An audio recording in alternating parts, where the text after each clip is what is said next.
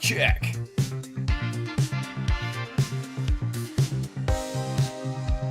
And we're live. All right.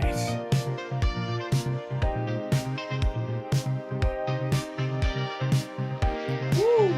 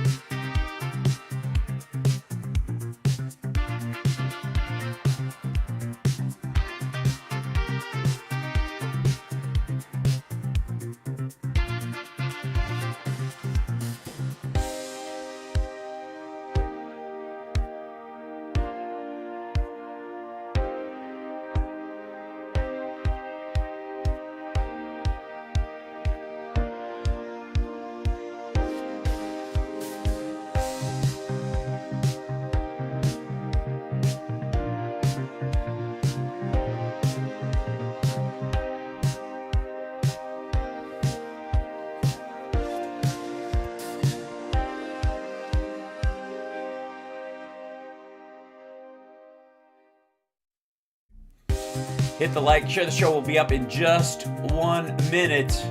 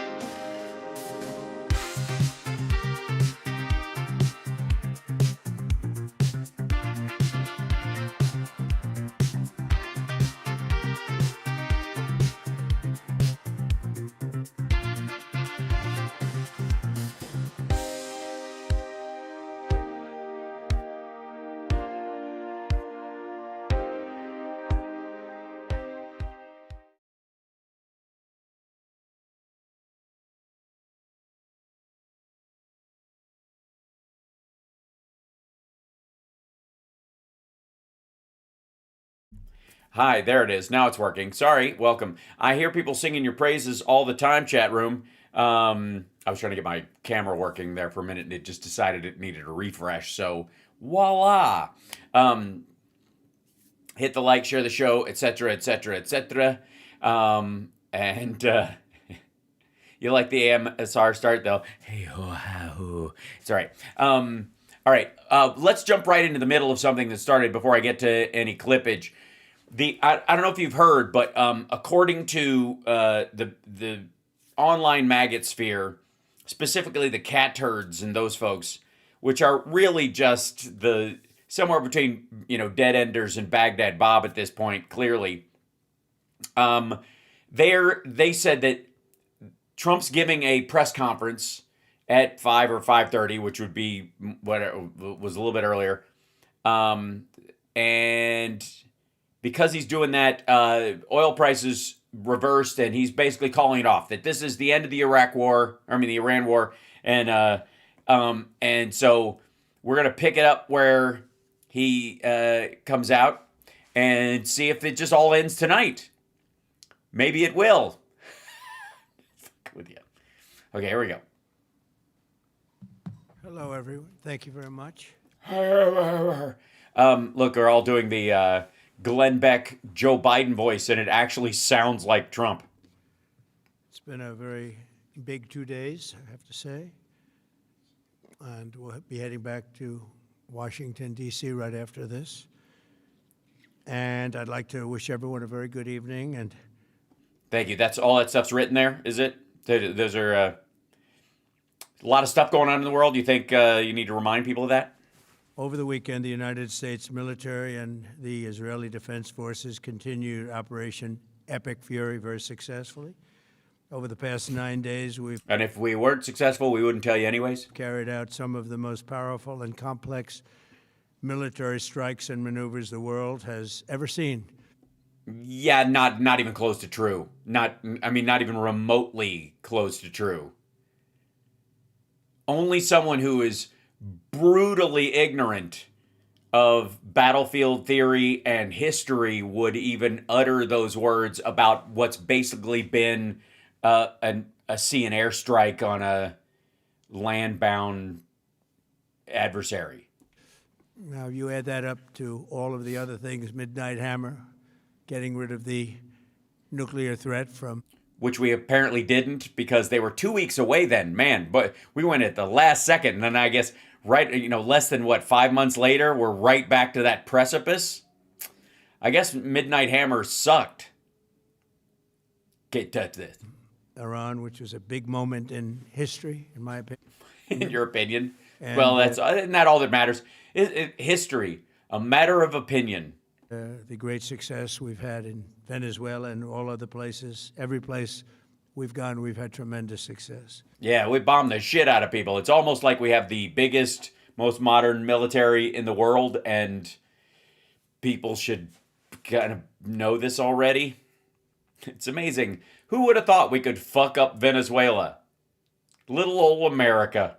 Or even Iran, for that matter. Even if it takes a little while. Who would think that the $1 trillion military budget we have and the $1.5 trillion military budget you're proposing would be enough? Even though it just financially dwarfs all these countries combined. But while we're doing all of these things, we're achieving What would those things be? Oh, yes, right. It was bombing. major strides toward completing our military objective. All right. We're going to find out what it is. They can never have a nuclear bomb, which I think we handled last July. But hey, I think it's important to cover all your bases, cross all your I's, bomb all your T's, as you do.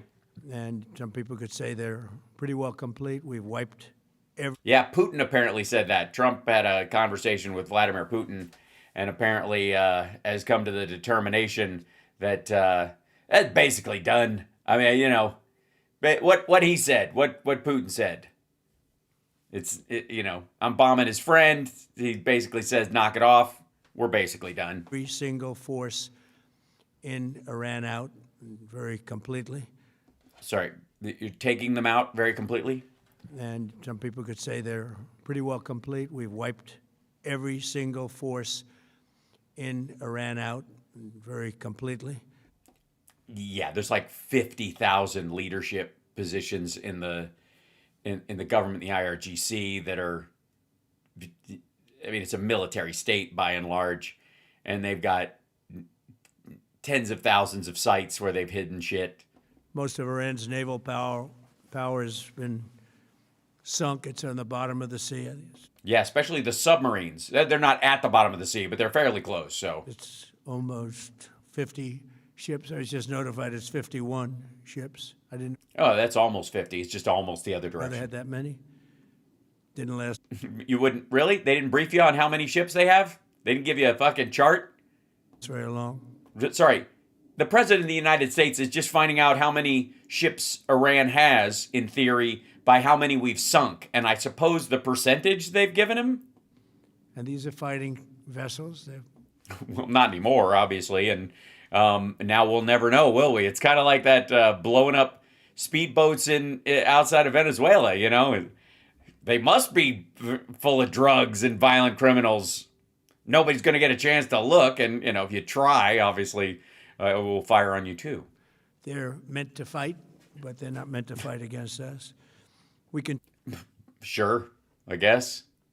continue to target Iran's drone and missile capabilities. Their drones are way down. Their drone manufacturing's been hit starting today. We know all of the places. Really? So you're throwing them off their production schedule entirely? So in about 6 months they'll run out? They manufacture the drone. Yeah, you do realize they don't build the fucking thing, roll it out, and fire it. You know, there's a staggered aspect of this. It certainly is good to hit this, you know, the manufacturing of the military items, you know, that they might make, but you know, it's not going to affect things if they have a stockpile. You might want to talk about hitting the stockpiles. And they're being hit one after another. Their missile capability is down to about 10%, maybe less. Also, how much they're firing base versus the first day is down to about 10% of what the first initial attack was.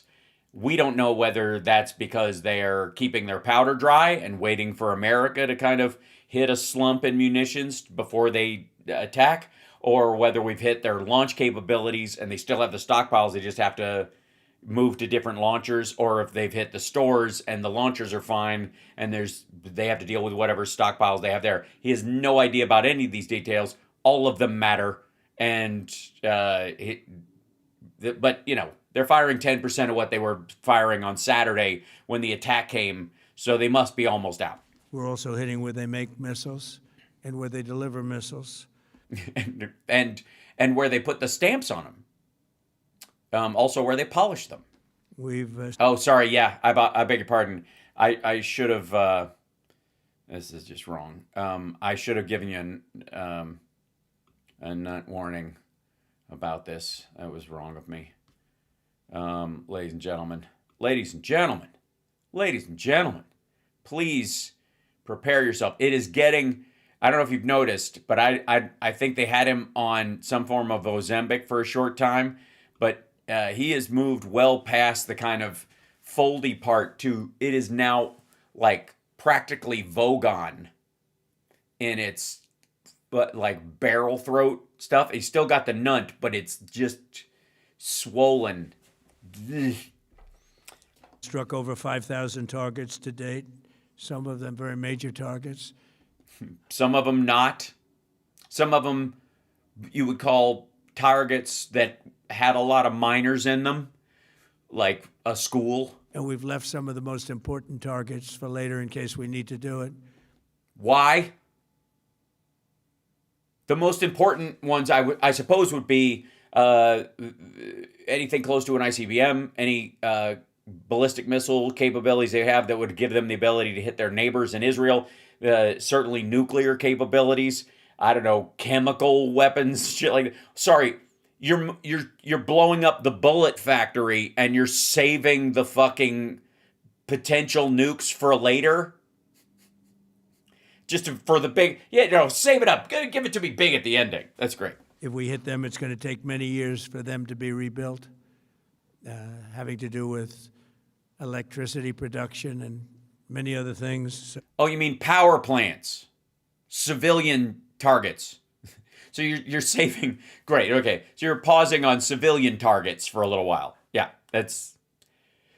So we're not. It's not that we're against war crimes. We're just procrastinating our war crimes. All right. Sure. So we're not looking to do that if we don't have to. But they're the kind of things that are very easy to hit, but very devastating if they are hit. We are waiting to see what happens before we hit them. What's the happening? What are you waiting to see if the other stuff explodes like it's supposed to before you explode other shit? Waiting.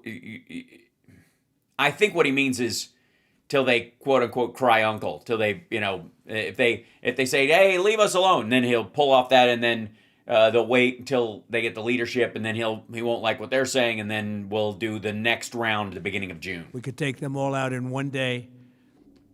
Right, but that would be a lot of civilian deaths, and again, it's when you rush it, when civilians die.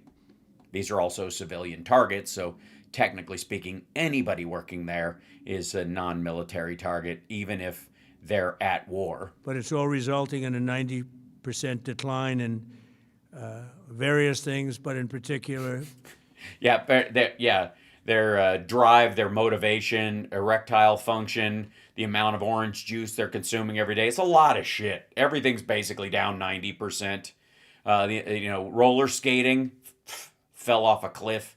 Nobody's doing that. Not a lot of car washes happening too. I think that's down. It's not quite 90%, probably 87% or whatever. There's a lot of hood pride there. Iranian missile launchers and 83% drop in drone launchers, as you know. The drone launches are pretty well shot, but we're at over 90% decline in the Iranian missile launchers, which is very hard to reach. Launch. They've been launching less. You don't know exactly how many missile launchers they technically have. And what are you going to do? Leave 10%? You know where the 10% are, and you're just not going to hit them? Produce and very. He means launches. Very hard to get. And usually what we were able to do through great equipment, a lot of smart people. Space stuff. The crossbow project. There's no defense like a good offense. As soon as they sent a missile up from a launcher, we were able to knock out that launcher within a period of 5 minutes or less, accurately right on the noggin. I didn't realize what part of the missile launcher is the noggin? I didn't realize they had a noggin. So are we giving them atomic wedgies as well? Or are we saving that just for the nuclear sites? So we're gonna right on the noggin. Okay. So now we have low-cost interceptors effectively combating Iranian drones, and our B-2 bombers recently dropped dozens of 2,000-pound bombs to destroy missile launchers all over. Why? Why would you need a 2,000-pound bomb to blow up a missile launcher? Seriously, you can fuck up a missile launcher with ground fire so that it doesn't shoot straight and needs repairs before it'll actually work and not kill everybody operating it. So the idea that you're having to, we just got a bunch of these fucking bunker busters sitting around from Afghanistan. You're like, just drop those on them. Fuck it. Iran, and very deep under Iranian soil in many cases. The soil was no match. Yeah, well, we have these are dirt devils.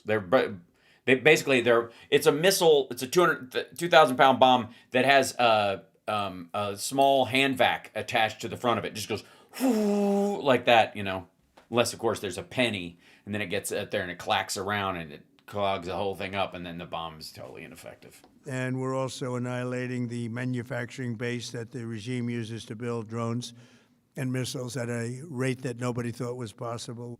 So they're building them at a rate nobody thought was possible, or you're blowing up the place where they were building them at a rate nobody thought possible, at a rate nobody thought possible.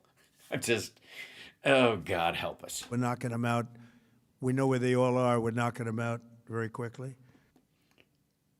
I would guess it's like day 9 or something. What are you waiting for? We're ahead of our initial. Why are you hitting launchers with 2,000-pound bombs when you could hit factories with those things and then use smaller munitions on the? I don't know why I'm asking an actual. Look who I'm talking to, Mr. SATs. Timeline by a lot. I would What's the timeline? say that we probably would not have thought after a month we'd be here. In addition to the fact that Why? Why wouldn't you think that? We have $1 trillion military budget. What in the world makes you think that it's not? Again, this isn't about can we, it's about should we. we've taken out the leadership. Well, I mean, the first leadership. Now we're up to Raspberry Pez. Twice and maybe 3 times. Well, so you haven't taken out the leadership. So there's always a new leadership or whatever. And we, as you know, we want to be involved. We don't want another president that maybe wouldn't be willing to do what I'm willing to do for the So you're going to be president. Maybe just put Rubio in charge like he is of Venezuela. Just add that to his plate. good of the world, for the good of our nation. To be stuck with a situation in 5 years or 10 years from now. So regime change is the point, and there can be no outcome different than that. There is not going to be, they are not going to end until the Islamic Republic group is out. This is regime change, and we don't stop until that regime has shungade. I think they should put a president in, or the head of the country in, that's going to be able to do something peacefully for a change. They've been doing this for 47 years, killing people for 47 years. You do. We're killing people for, all right. Whether it's the barracks or even the SS Cole where they were involved. Very strongly, sort of, kind of, possibly involved because their proxies were involved, and they kind of funded it, and those guys decided to do something with the money that whether they wanted them to or not. Strongly, they always denied it, but they were very strongly involved in all of the people that died. Were they more strongly involved, or did they more strongly deny it? Is it a stronger denial than an involvement? That's, I think, the measure. I think we're all. You know what? Someone wheel out his chalkboard and give him a pacifier and a fresh diaper. Died through the roadside bombs. Died and are right now walking around with no legs, no arms. It's a little harder to, walking around. He does this all the time, walking around with no legs. There's been, look, we've had marvelous advances in prosthetics. A face that's been so badly damaged. Not unlike your own. The Iranian regime has been... Sorry, the who? The Oregano regime? 1 second. The Oregano? A face that's been so badly damaged. The Iranian regime has been... Oh, the Iranian regime. So they're the reigning Iranian, sure. You slam those together, saves you some time. Attacking Americans and spreading terror for 47 years, and despite... They took a couple of breaks, but... these countless opportunities to renounce their nuclear ambitions, which they had just a short while ago, they told... Yeah, it's funny how we got them to renounce them, and they stopped, and we got a deal, and then you tore up the deal, and weirdly, they weren't game to make another deal with you after you tore up the last one. It's almost like they can't come up with a good reason to trust you. Mr. Witkoff, who is standing right over here... Yeah, Captain Fuck Up. Way to go, dude. If you had been a little bit better of a yapper, we wouldn't had to hit that school and teach them a lesson. They said, they actually said, we want to keep building. Essentially, in a real nutshell, we want to continue to build. So they're building nuclear nuts? All right. Nuclear weapons. If we didn't knock out Midnight Hammer. So the talks were going very well, like you said. If we didn't knock out their Iranian potential, or I guess I don't know. How is the nuclear Iranian? Besides it, never mind. We didn't do that with Midnight Hammer. They would have had a nuclear weapon. They would have used it long before now. They would have built it in 2 weeks and fired it right away instead of using it as a deterrent to further their desires in the region. Just fuck it, praise Jesus and pass the mashed potatoes. Let's do this. Who wants to go to the end times? Me too. And at a minimum, Israel would have been annihilated. I was very lucky that we had the courage to do that, that we had the talented pilots and the great equipment. The B-2 bombers are unbelievable. And the plan that we've had since Obama, at least, and probably was drafted during the beginning of the Iraq War in case sprawl happened. We ordered 25 more, by the way. Sorry, 25 more B-2 bombers? Who the fuck are we going to take out now? The newer, better version. Yes, the stealthier stealth bombers. The bombier stealth bomb. The bombier and stealthier stealth bombers. It's, we have the Big and black and kind of triangular, sharp, pointy wings. greatest military in the world. We have the greatest equipment in the world by far. You see Yeah, we know. That's kind of been true since World War II. that no matter where we go. You still need the people, though, to operate it and to use it. Not for long. And those are the people that we cherish, even after we obliterated their key nuclear sites. Yeah, I mean, you might want to do air quotes with the obliterated. You keep using that word.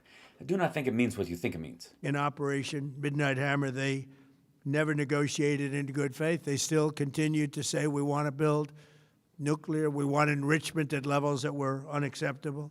Okay, so they don't want to build. They wanted to build civilian nuclear infrastructure, and you were going to say no because if you allow them to have anything nuclear, it sounds like to your people that you're allowing them to do this. And also, basically, it just goes back to what the Obama administration managed to do, and that has Obama's name on it. And everybody will read the text and go, "Oh, this is what they agreed to last time, and it was working." So you basically just stripped off Obama's name and put your name on like the fucking Kennedy Center. All right. Sure, we're back to Obama part 2. And that's why he couldn't do it, because it makes him feel like his dick is smaller than it actually is. On an offer for unlimited free nuclear fuel forever for civilian purposes. We had people offering them free Russia. Nuclear fuel. They weren't interested in that because they wanted to build a nuclear weapon. So instead, the regime was trying to... Well, the problem was that it was going to be Russia, and they're not that great at nuclear enrichment anymore and not a reliable partner. And if they ever broke with them, then where are they? If Russia falls, and that might be part of the reason too, is because Russia is, the shield is hitting the fin right now. So maybe they just figured like, okay, that works, except for, is Russia going to be here in 5 years? Probably not. Constitute its weapons program at a different site. They couldn't go back to where they were, the 3 sites that we obliterated. Well, the sites were obliterated, not the program. I see what you mean. But they were starting work at another site, a different site, different kind. So you'd say the program itself was beyond the planning stages and actually implementation. So the program wasn't obliterated. The 3 sites you hit were, but the rest of it that existed hadn't been obliterated. Okay. Site. And by the way, this is how the next attack will come. Whether it's this or whether it's Cuba, the lesson they've learned from Venezuela is hit it and quit it, overall destruction, stop worrying about civilian deaths. This is war, fuck it. And Hegseth and Trump, between the two of them, are, getting semis every time they discuss the possibility of collateral damage. That was protected by granite. They wanted it protected. Granite's pretty good, but they yes, but if they what that Jerusalem stone would be wanted it protected by a lot deeper. They wanted to go a lot deeper, and they started the process while rapidly building conventional. Yes, they were disguising it as water wells. They were digging in the earth, but we knew ballistic missiles. They were going to do it all at the same time. The threat. Well, I think they were under a time crunch, And our overseas bases, and soon could have reached even our homeland. The regime's intention. Soon's red, Soon as you know it, they'll be your newborn will be growing up and going off to college. The time passes so quickly. That kind of soon was to use this exponentially he is trying to soothe the markets. You're absolutely right. And he's trying to soothe the oil markets as well. That's what this is intended to do. growing ballistic missile threat to make it virtually impossible to prevent them from obtaining a nuclear weapon. So as you probably saw, they had a tremendous number of missiles, most of which are now being used or destroyed. That you know of. And very unsuccessfully used, because we have, I don't know, they managed to hit a bunch of countries. Been able, for the most part, to shoot them all down. What incredible technology. The Patriots have been unbelievable, and other things. And the laser technology that we have now is incredible. It's coming out pretty soon. Yeah, it's so good. It's not here yet, but it will be. Where literally lasers will do the work of... Yes, they literal lasers, not figurative lasers, will literally do the laser work of lasers. At a lot less cost, do the work of... You hope, you think, perhaps. What the Patriots are doing or what other things are doing.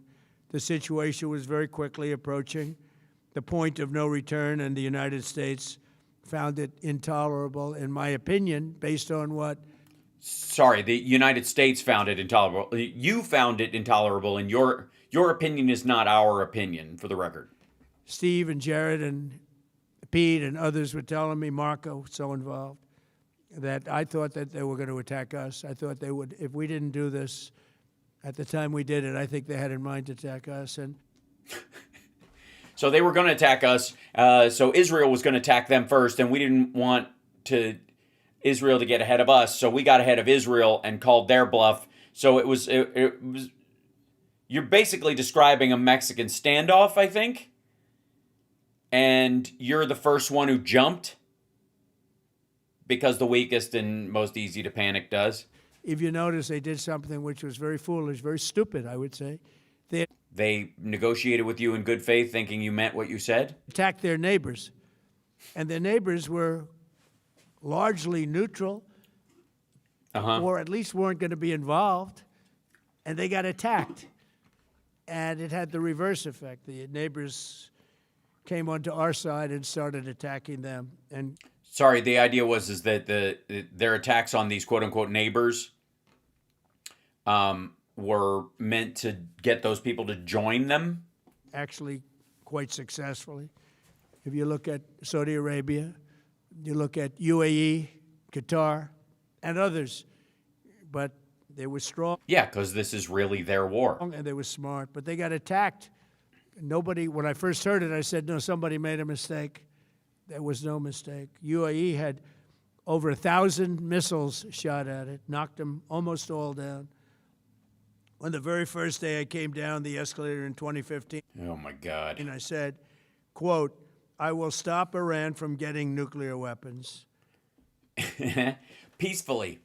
Even though there was a trade deal, there was a peace deal already in place to deal with that threat, and you scuttled it.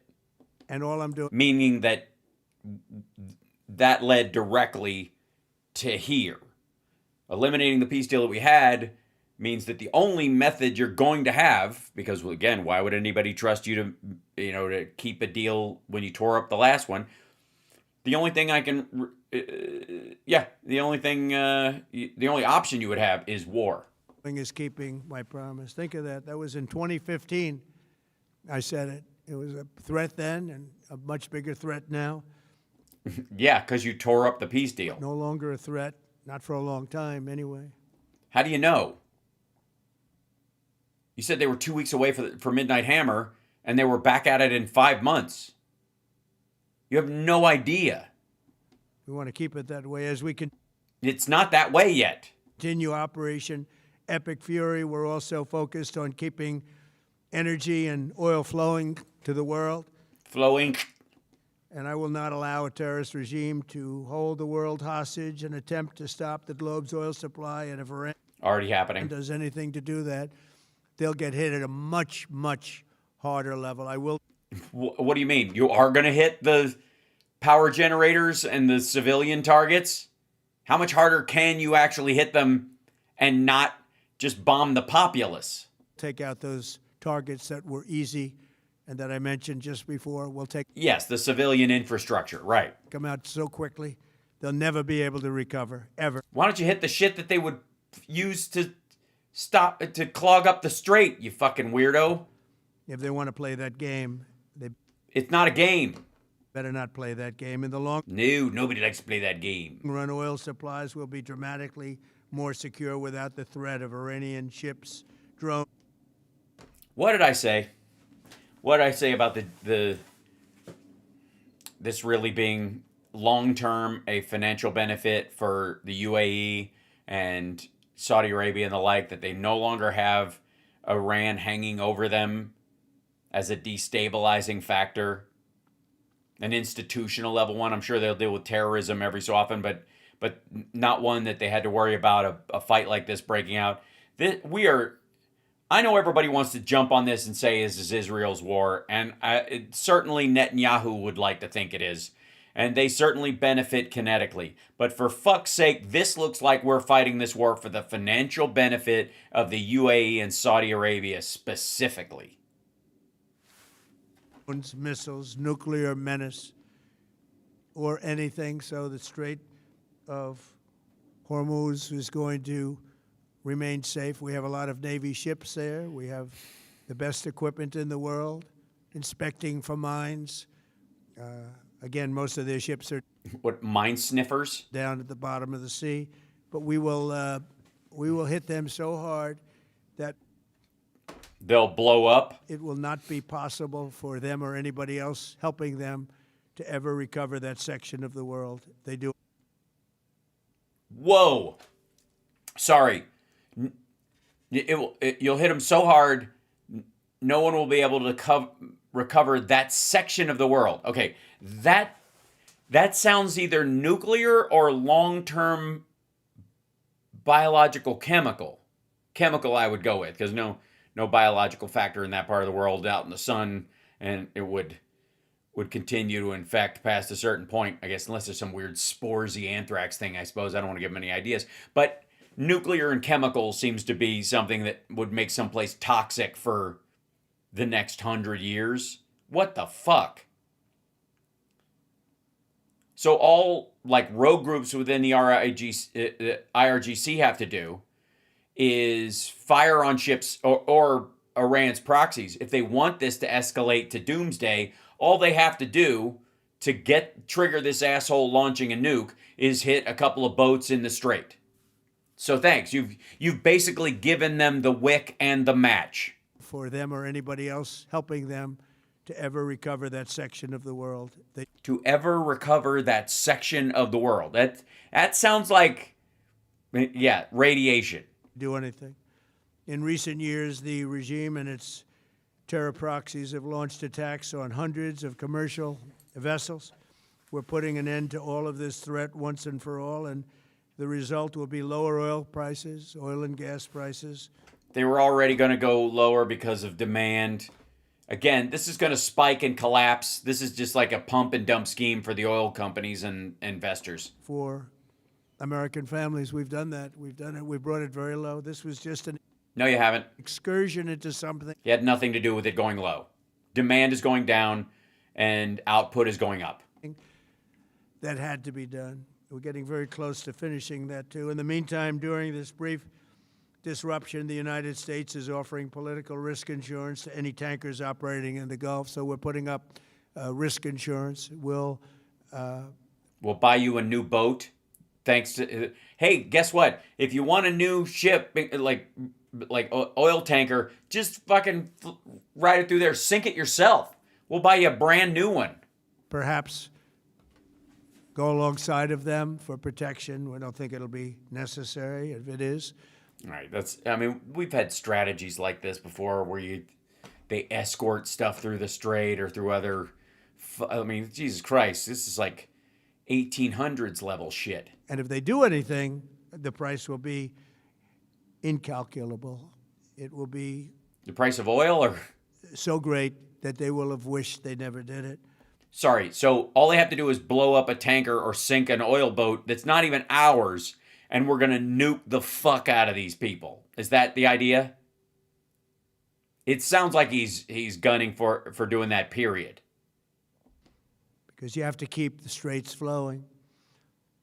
Do I? With all of that, it affects other. I wouldn't really need to if we'd electrified our consumer vehicle grid a long time ago. Countries much more than it does the United States. It doesn't really affect us. We have so much oil.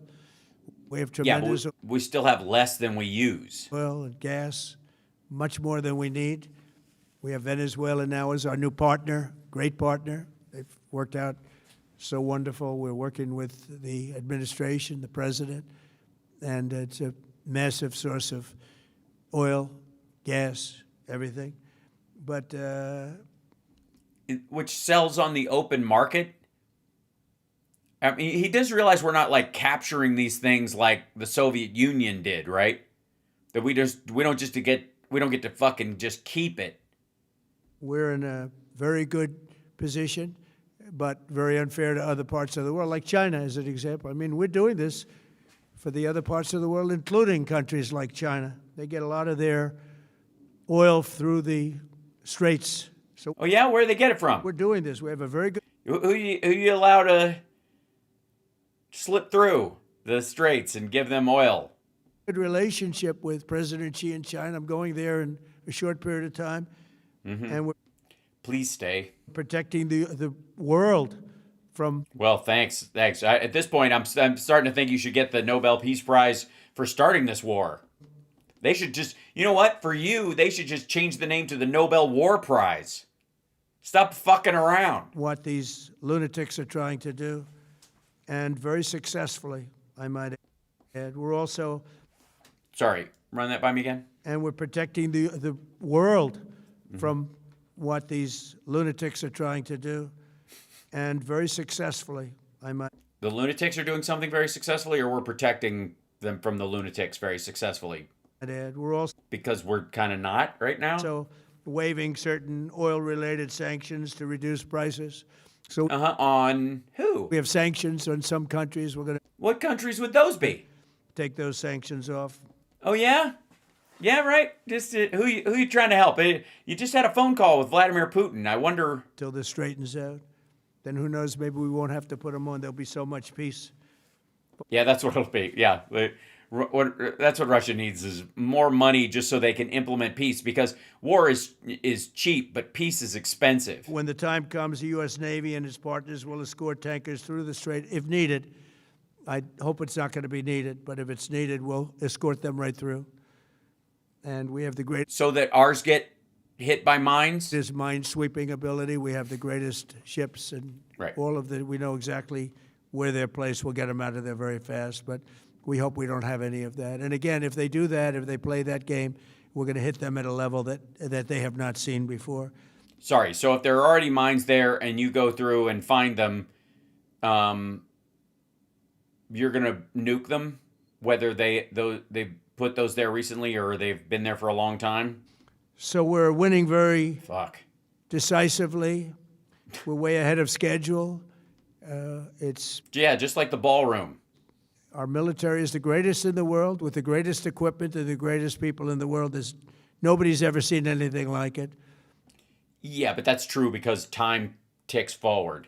I mean, the Romans would have loved to have this kind of technology. The Palantir helmets, sweet. The discombobulator. Can you imagine how the Germans would have behaved? Iran's a very powerful country. They were going to take over the Middle East. Yes, that's what it was.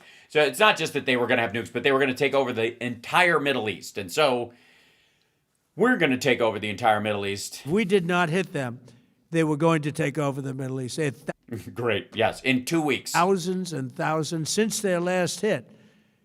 They had thousands and thousands of missiles and everything else. Since their last hit.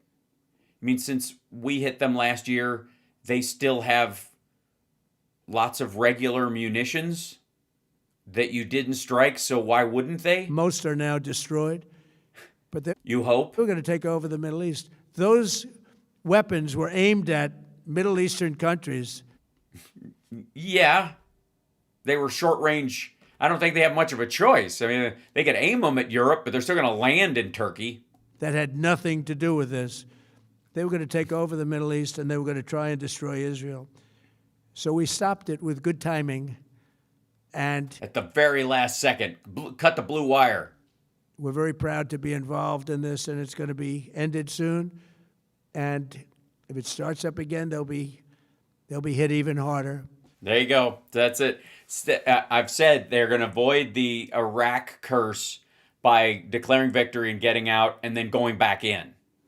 We won, but there's still some shit to do. And then we won again. We just keep winning. We've done like 4 rounds of winning. We just come in, blow everything up, and go back out and then do it again. Thank you very much for being Thank you so much, Balt Thanos. here. Go ahead. Any questions? Thank you so much. Go ahead. Do you approve of Iran's new supreme leader? And secondly, can you tell us more about your Yeah, totally. He digs it. It's almost as good as Pastor Hagee taking over. call with Russian President Vladimir Putin today? Yes. What did you discuss? Yes, I had a very good call with President Good Putin. call. We had a lot of people on the line from our side, from his side. We were talking about Translators, Ukraine, which is just a never-ending fight. a forever war, one would even say. Look, there's tremendous hatred between President Putin and President Zelensky. They can't seem to get it together. Yeah, you think this is just a dust-up between leaders? Project much? But I think it was a positive call on that subject, and we obviously. Based on what? They still fucking hate each other and they're not going to talk and no progress has been made? I didn't get an electric shock in my ear that made me get up and walk around and start ordering people to attack other countries like happened last time. Talk then about the Hal, play the theme from Monty Python as he walks out. Yeah. Middle East. I think it's more like I made his own theme song for walking out before. Dum dum dum dum dum dum dum dum. Yeah.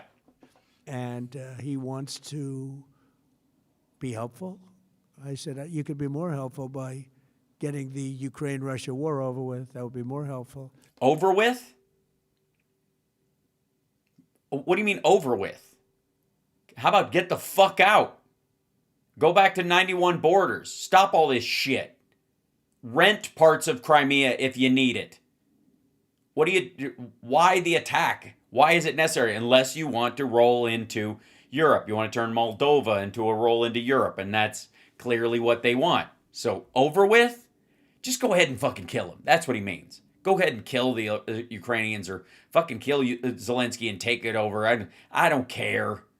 But we had a very good talk, and he wants to be very constructive. Yeah. Was there any generalized idea of how? Please. No, there wasn't, by the way.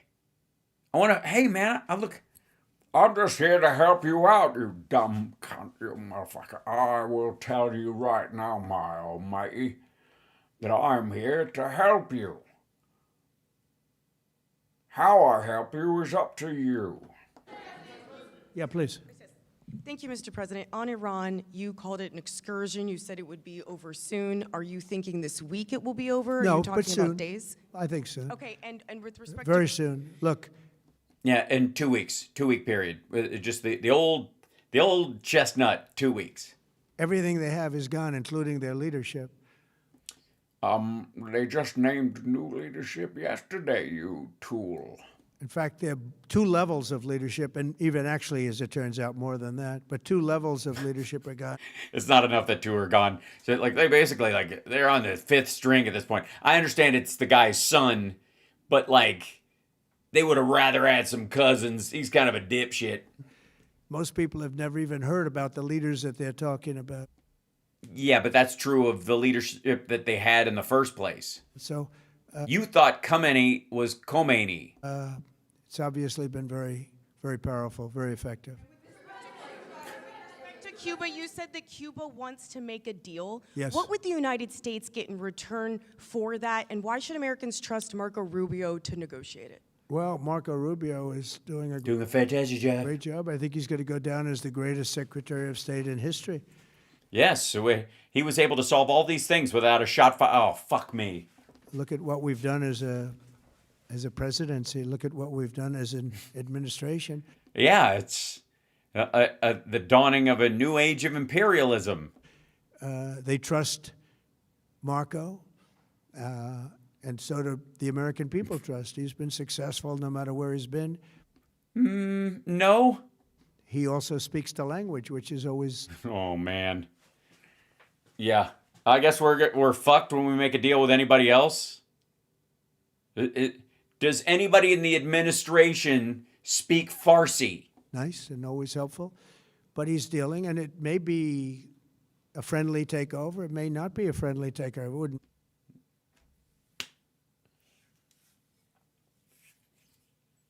It's sometimes it's just the stupid hits you like a wave, and it stings. Matter because they're down to, as they say, fumes.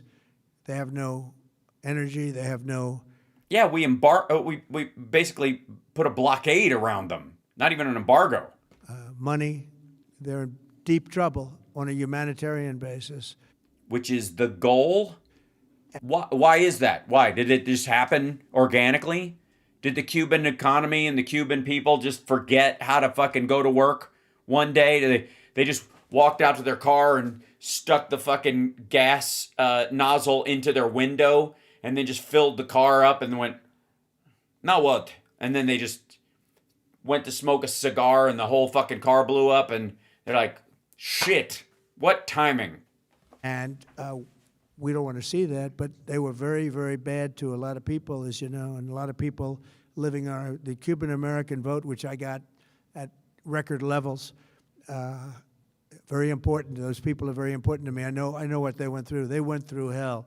Some of them have gone on to be some of the most successful people in the country. Cuban-American business people, some of them are like the most successful in the country. And I would like them to go home. A lot of them are friends of mine because I've been fighting this battle with them. Whoops. Hold on. My earpiece just died. I'm not quite sure why. Hold on. Come here, you. Let's see. Beg your pardon.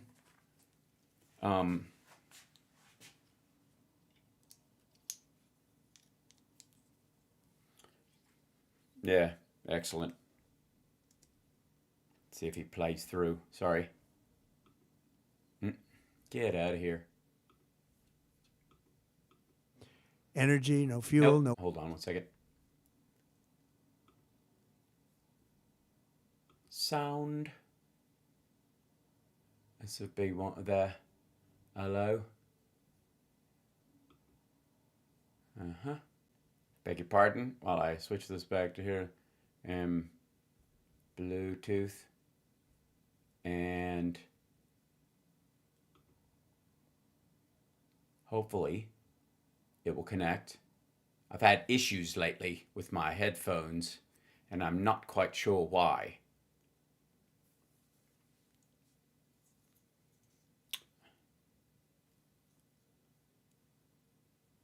Hold on.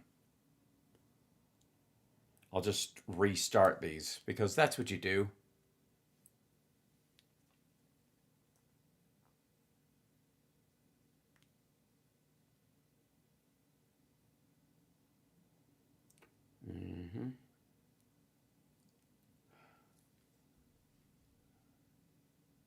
Yeah, these are the ones that are attached to my iPhone, I guess. It's always a problem.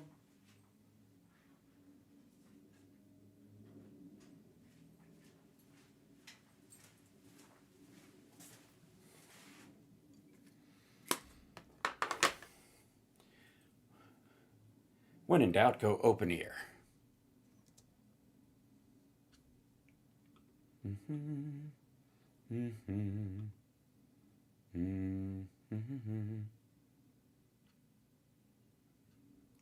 Monitor, there we go.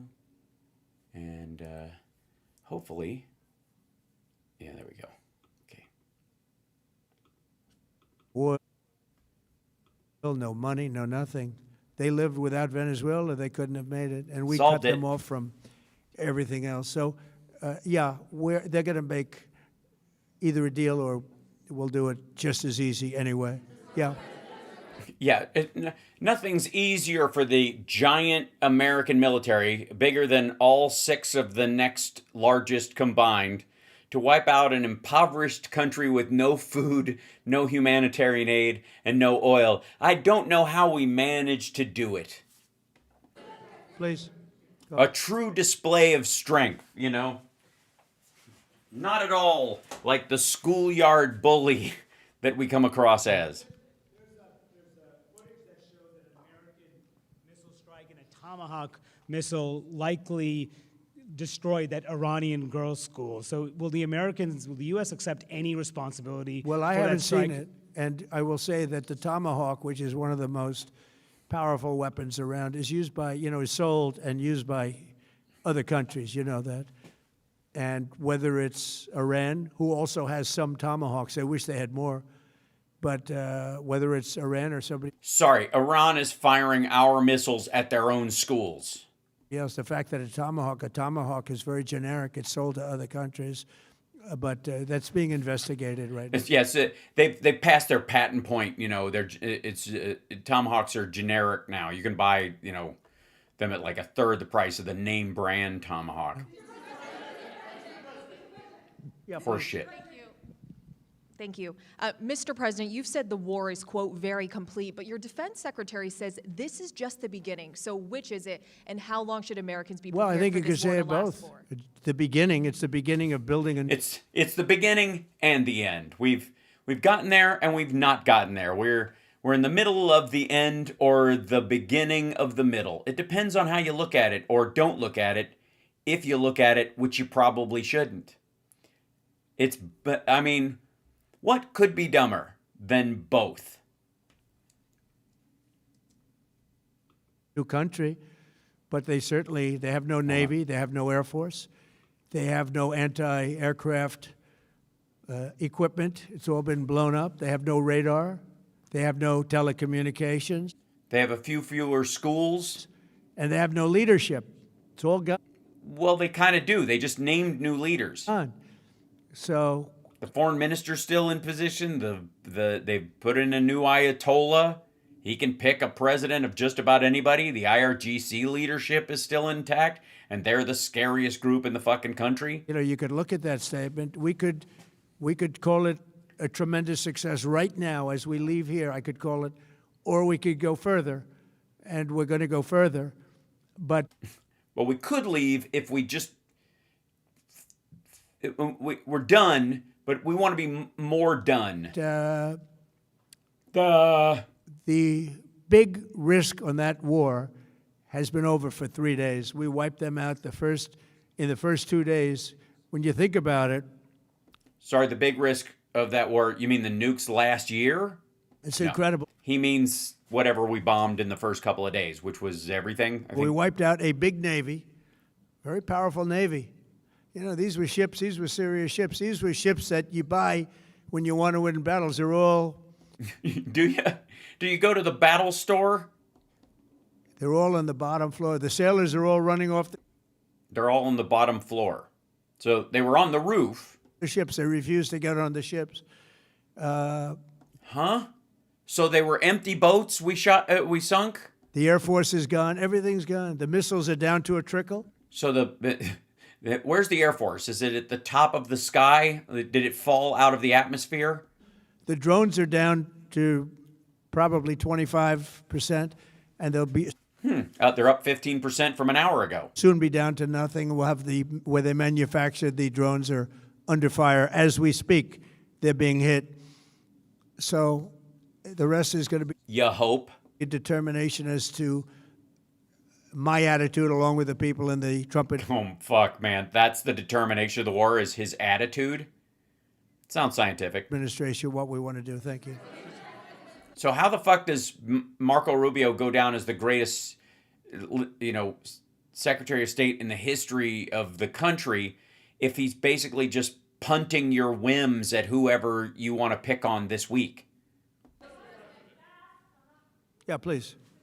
Can I ask you, you mentioned you were going to waive certain additional waivers or sanctions. Can you talk a little bit more about that and address in particular? Well, are we're you looking to considering keep the measures oil like- prices down. We went artificially up because of this.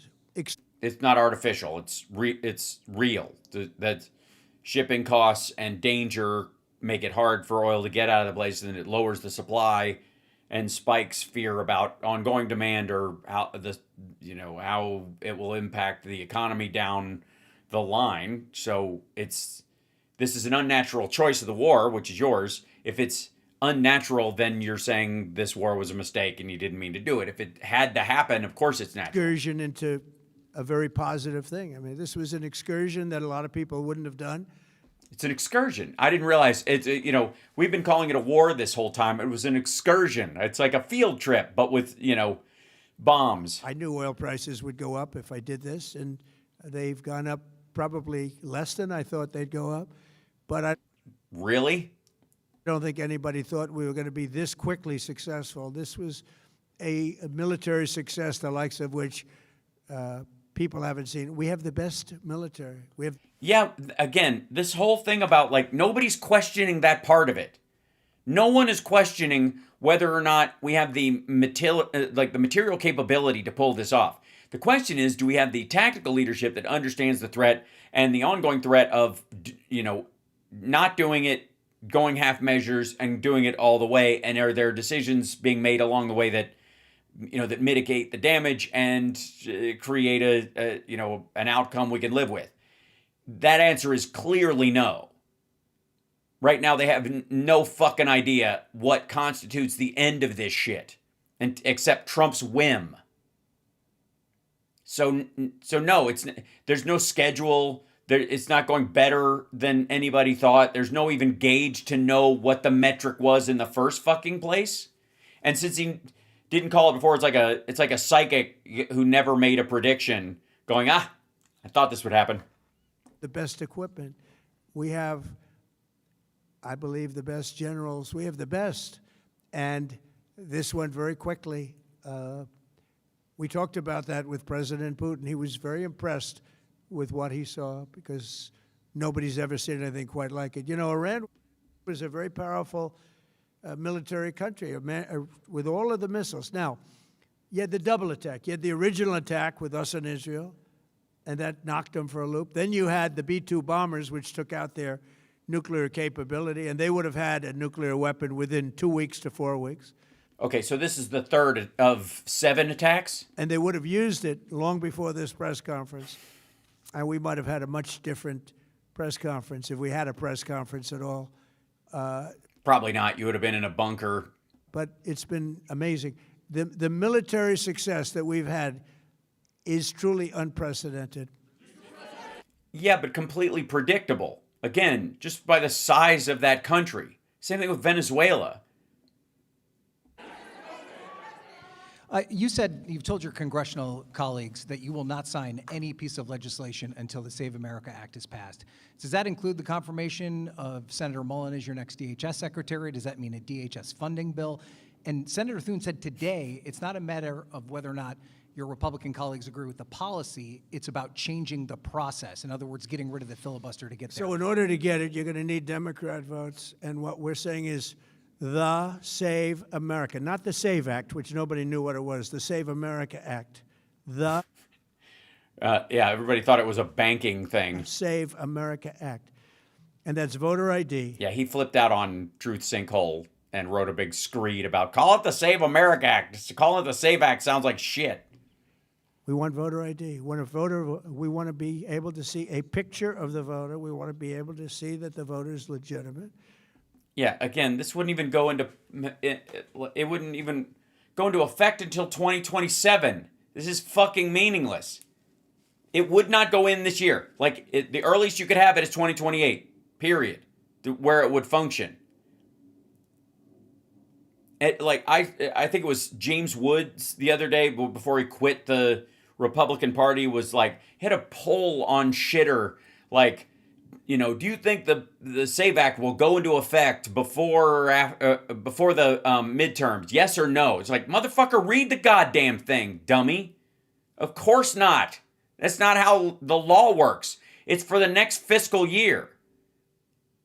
It's not the emergency Save America Act that goes into, like, that has, as soon as this is signed, it officially goes in and we got to change everything. Like, because there's no way to make sure that everybody has the ability to vote. You would be denying people the right to vote, and the holdup on it would start immediately in the Supreme Court. We want, very importantly, confirmation that this voter is a citizen of the United Great. Then give everybody a federal ID card for free. States of America, and we want no mail-in ballot scams. So we have exceptions for the military, for sick, for disabled, and for people that are away, business trips or whatever. Or whatever. Even College. vacations will be very liberal in that. We've added two things to it: no men and women's sports, and no transgender mutilization of our children. We Mutilization? don't want it's mutilization of our children. Is it? Mutilization? Mutilization is a word now. You mean mutilation? Mutilization. I guess maybe you make it official. It's mutilization. Yeah. Mutilization. Mutilization. It's making me gay. What in the world is this asshole talking about? Mutilization. And we don't want that. No, we don't. You're right. We don't want mutilization. So we added those two things. That's the 5 points. We have 5 very... What the fuck does that have to do with voting? Are you trying to get it killed? good points. It polls at 86% with Democrats. No, it doesn't. That you're trying to hide the other anti-trans stuff behind voter ID. And again, without noting that you have to provide people with a way to vote because it's a right, not a privilege. Driving a car is a privilege, not a right. You can have your driver's license taken away. You can have a DUI and fuck you. You do not have a constitutional right to be able to drive. If you can go wherever you want, but get out and walk, motherfucker. But when it comes to voting, it's a right. And again, this is where even the constitutional conservatives on the court who shut him down this last time are going to have to do it again. Think of that. The overall vote is 86%. With Republicans, it's 98%. And the only one opposed to it is a Democrat leadership because they cheat. They want to cheat. So we added those 2 points. We're going for the gold, and we're going to have to fight like hell. Now, certain things will happen. Certain things will Going for the gold. take place. I'm here to do a great job for the country. But we don't have a country if we're going to have elections that are so corrupt and so dishonest like we've witnessed over the last period of time. By yes, any period of time. Yoms, as they would call it in the Old Testament. A God-level period of time. Billions of years. You know, We've had bad elections ever, as long as stars have been able to grab women by the pussy. It's been billions of years. as an example, virtually nobody has a system of mail-in ballots like we have. No other country in the world. France went away from it. They all went, you know why? Because it's Because they're tiny? corrupt. And Jimmy Carter, when he had a commission, frankly, I think it's probably the best thing Jimmy Carter did. He said, you can't have mail-in voting because it's inherently dishonest. And Yeah, but the problem he had was it was the 70s. Now there are much better ways of tracking where ballots go, who gets them, who you could follow up with them, you can canvass, and if you find out somebody else is filling out other people's votes, they get 5 years for every single one that they did. So the chances of somebody doing it is super fucking low, except if you're in the villages in Florida, I guess. this turned out to be totally dishonest, so we're going to fight for it. Yeah. So no, he's not going to sign DHS funding into law, and he's not going to confirm Mark Wayne Mullen or whatever, or he's lying about this and he'll do both. Iran activated any sleeper cells inside the U.S. There's Oh, God. Yes and no, and maybe, but probably not. And if they do, we're going to hit the hell out of them, whether they know about it or not. reports that they have pressed that trigger button to activate those cells, at least abroad. Well, they've been trying for a long time. We've been very much on top of it.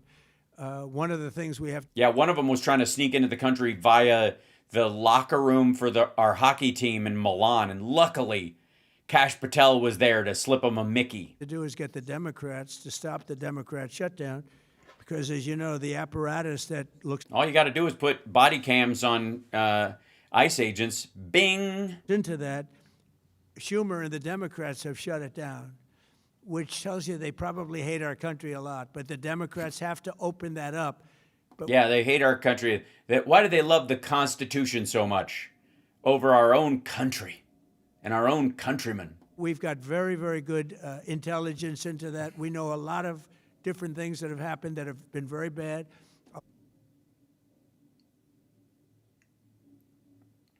Okay.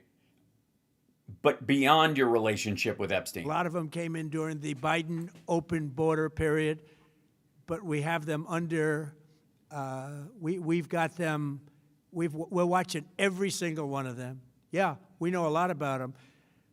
The biggest problem we have is the Democrat shutdown. We know a lot about them, but but we can't catch them. We know where they are. We know what they've got. Now they're going to kill people, but because DHS funding is on hold except for emergency stuff, and of course all law enforcement, FBI, and everybody else still has their funding as well. We can go after them with.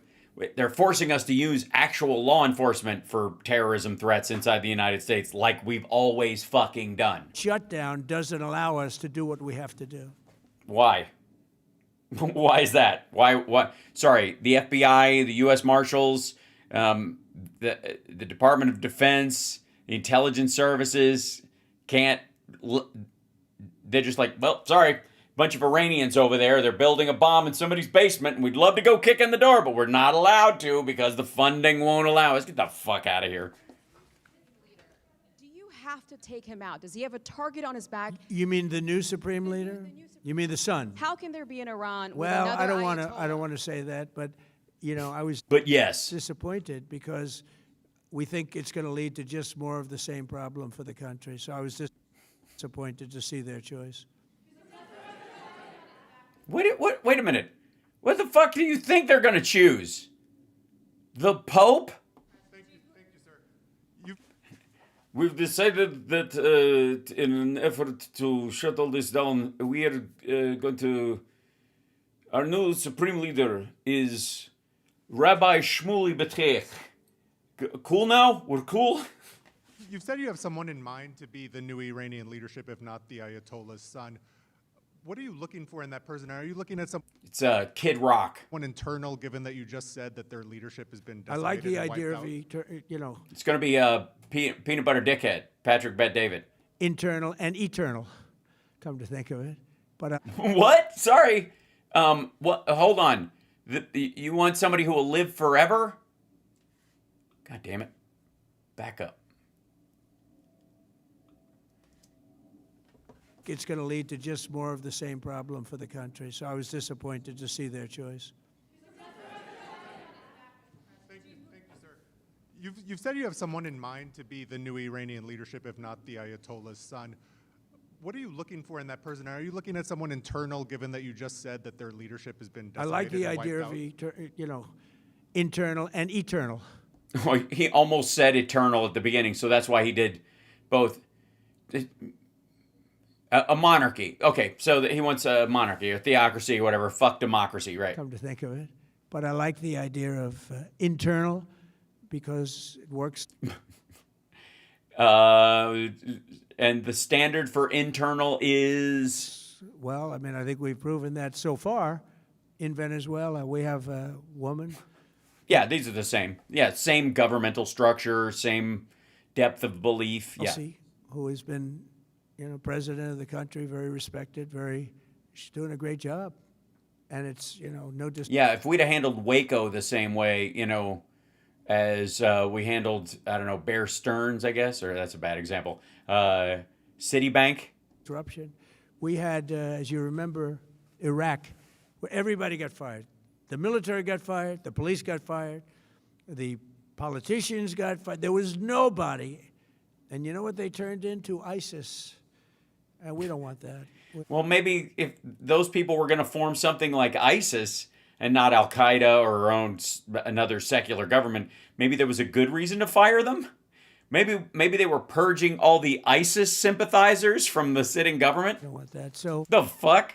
I would like to see people that are inside go. Now they talk about the son of the Shah. They talk about other people, but hasn't been there in many, many years. Yeah, he wouldn't be able to find himself around without a GPS or something. I mean, Google Maps. We have a formula that's been very good so far. Oh, I'm sorry. We're just following a pattern here of regime change. We're good at it now. Fucking hell. And I think it'll continue to be good. The relationship is extraordinary with Venezuela. Smart All right. country. We've taken out 100 million barrels of oil. It's right. Yeah, and Iran, you're next. That's all. Hey, whoever gets in charge, if you allow us to take the oil, you're good. You'll make it through the month. Now in Houston being taken care of and Refined? Is that the word you're looking for? made so beautiful. And you have Oh my God. to see this at work. They have it's brought to the refineries. It's being refined and Yeah, that's why they call them refineries. I hear. Houston, which is made exactly for that product. Right. Yes, that's designed for that particular reason, and that's why the cutoff was rough. And so this is basically a bone you're just throwing to rich oil guys in Texas, like George H.W. Bush. And so far, but it's 100 million barrels of oil, and now they have another 100 million barrels coming. And it's like a partnership. We're getting along so well with them. It's great for Venezuela, and it's great for the United States. You do realize these are two different countries. Sorry, does he think they speak Spanish in Iran now, too? Yeah, please go ahead. Mr. President, you just suggested that Iran somehow got its hands on a tomahawk and bombed its own elementary school on the first day of the war. But you're the only person in your government saying this. Even your defense secretary wouldn't say that when he was asked, standing over your shoulder on your plane on Saturday. Why are you the only person saying this? Because I just don't know enough about it. I think it. Ignorance is, I see it as a plus. I don't know shit, and that allows me to make up any fucking thing I want. Something that I was told is under investigation. No, you weren't. But tomahawks are used by others, as you know. Numerous other nations have tomahawks. They buy them from us. But I will certainly, whatever the Sorry, we've been selling tomahawks to Iran? report shows, I'm willing to live with that report. Yeah, please. Get the fuck out of here. You said And by the way, kudos to that reporter for that was an actual question. I was shocked. Were you guys shocked as well at like the quality of that? Like reference, pushback, it was all there. Earlier that we've already won in many ways, but we haven't won enough. What do you consider enough? What's Yeah, when we're tired of winning, lady, your baseline? why don't you try smiling while you ask me that question? They're not going to be starting the following day to develop a nuclear weapon, So how long do they have? 3 weeks to start? where they'll look at that man and some other people from the administration and say, all right, we're not going to do it. They were not willing to say that. And when Steve called up and he said that to me, I said, well, here we go. Let's do it the hard way. But the hard way, I think, is probably the easy way. When basically I can see that they will no longer have any capacity whatsoever for a very long period of time of One would think if you obliterated their program last year, that would be true. developing weaponry that could be used against the United States. That's pretty. I mean, does that mean they can't design their own gun that someone sneaks here on a ship and shoots an American on American soil? That's pretty broad. Israel or any of our allies. We have great allies in the Middle East, great Yep, and this is all about them. countries that are allies. And they were staying out of it until they got hit. Someday they'll have to do a story. Why did he do that? Why did they do that? But they were going to hit them. If I didn't hit them first, they were going to hit our allies first. I believe Yeah, this was preemptive self-defense, okay? By the way, this is the guy with the nuclear codes, just to remind you. Upon information and belief, but I believe that he was Mostly belief. going to, they were going to take over the Middle East. They were looking to take over the Middle East. Okay, so this is to stop them from getting a nuke. It's to stop them from getting intercontinental ballistic missiles or ballistic missiles that would reach even their nearest neighbor, which would be the UAE, which you could fucking almost hit with mortars from their land. And then it's because they were not just going to get nuclear bombs, but they were going to take over the Middle East, including Saudi Arabia, UAE, others, who, by the way, we have security pacts with as well. So what would they take over exactly? And do they think there wouldn't be worse pushback if they attacked any of these countries directly? Or were they going to do it like Russia does, just like weasel their way into the government by pretending to be Sunni? Now, had Operation Midnight Hammer not taken place, that was definite, because they would have had a nuclear weapon within a matter of weeks. But that took place. That was a setback. But look at... By the way, that is the anchored story right now, that it was 2 weeks. They were 2 weeks away when we hit them, which is just garbage. Like, it's a lie. That's silliness. They were not 2 weeks away by any measure or what anybody said. And if they were, he was lying for months while allegedly negotiating with them, because 6 weeks before that, they were 8 weeks away from it, which is past his red line date anyway. So he would have attacked them in June if that was true. And it's so the stupid. number of missiles they were able to buy and make over the last 6 months. And those missiles were aimed at various countries. And when you look at over 1,000 missiles shot at like UAE, they were looking to take over the Middle East. We got there first. We're lucky. I'll tell you what, the Middle East and those countries, very rich countries, are very lucky that I was president on... And they owe me. They better fucking, tax on tips. I'm just saying, bitches. Even $1 billion tip. Which reminds me, like, subscribe, give a thumbs up, support the show. Venmo is a great way to tip me if you like the show. Super Chat's the same thing. Okay, trying. To somebody else. Points of disagreement between yourself and your vice president when it comes to U.S. action in Iran? I don't think so, no. I don't think we disagree. I mean, I really don't know what he says or care what he says. Along very well on this. He was, I would say, philosophically a little bit different than me. I think he was maybe less enthusiastic about going, but he was quite enthusiastic. Yeah, it's a matter of degrees. It was like on an enthusiasm scale, he was like somewhere between like, I don't know, a 6 and an 8.5, Enthusiasms. But I felt it was something we had to do. I didn't feel we had a choice. If we didn't do it, they would have done it to us. I felt, based on the negotiations... Yeah, this is so fucking Iraq. Like, the whole thing is so fucking Iraq right now. Why is this not moving? All right, maybe it will. We're being had by Steve Witkoff and Jared Kushner and Marco and Pete, and everybody was involved. I felt that they were looking to tap us along before they hit, and I thought they were going to hit. And if they hit us first, that would have been a very bad thing. In the back, please, in the back. Yeah, again, by the way, all this war was declared on a feeling. I'm hooked on a feeling for bombing someone. I don't know what they're saying. It's very quiet. About the strait, you mean? Yeah, well, I want to keep it open. I want to keep it good. It doesn't pertain to us so much as it does to China. We're really helping China here and other countries.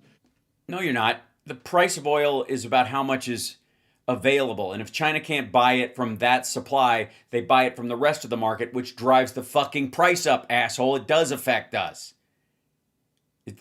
There's only so much oil in circulation. If you need to buy it and you can't buy it from that store because it's closed, you will buy it from the other one that everybody else is shopping at, which will drive up the prices there. That's the point.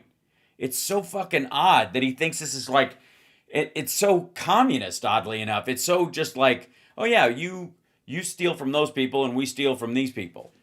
Because they get a lot of their energy from the Straits. But hey, look, we have a good relationship with China. It's my honor Jesus Christ. to do it. Yeah.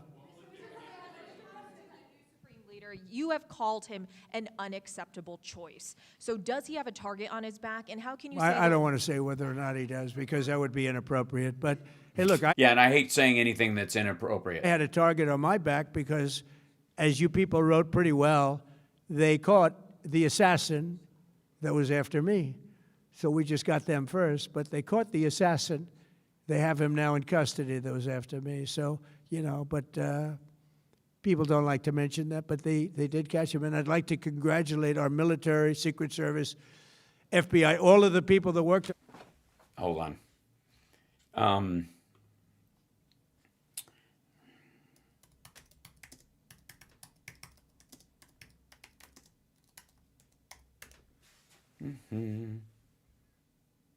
This would be this guy. Where is it? March 6, 2026. Man convicted in plot to assassinate Trump that was tied to Iran's paramilitary. This is the guy they're talking about. A Pakistani business owner who tried to hire hitmen to kill a U.S. politician was convicted Friday because he was to showcase allegations of Iran-backed plotting on an American soil. As the Iran war unfolded in the Mideast, Asif Merchant acknowledged in a U.S. court that he sought to put an assassination motion during the 2024 presidential campaign, a plot that was quickly disrupted by American investigators before it had a chance to proceed. A jury in Brooklyn convicted him of terrorism and murder for hire charges. He faces life in prison. The verdict came after only a couple of hours. That's him. Merchant told the Iranian government denied trying to kill him. The nascent plot fell apart after Merchant showed an acquaintance that he had what he had in mind by using objects on a napkin to depict a shooting at a rally. He asked the man to help him hire assassins. Instead, he was introduced to undercover FBI agents who were secretly recording him, and as had the acquaintance. Acquaintance. Why is this not scrolling? Scroll, you dick. There we go.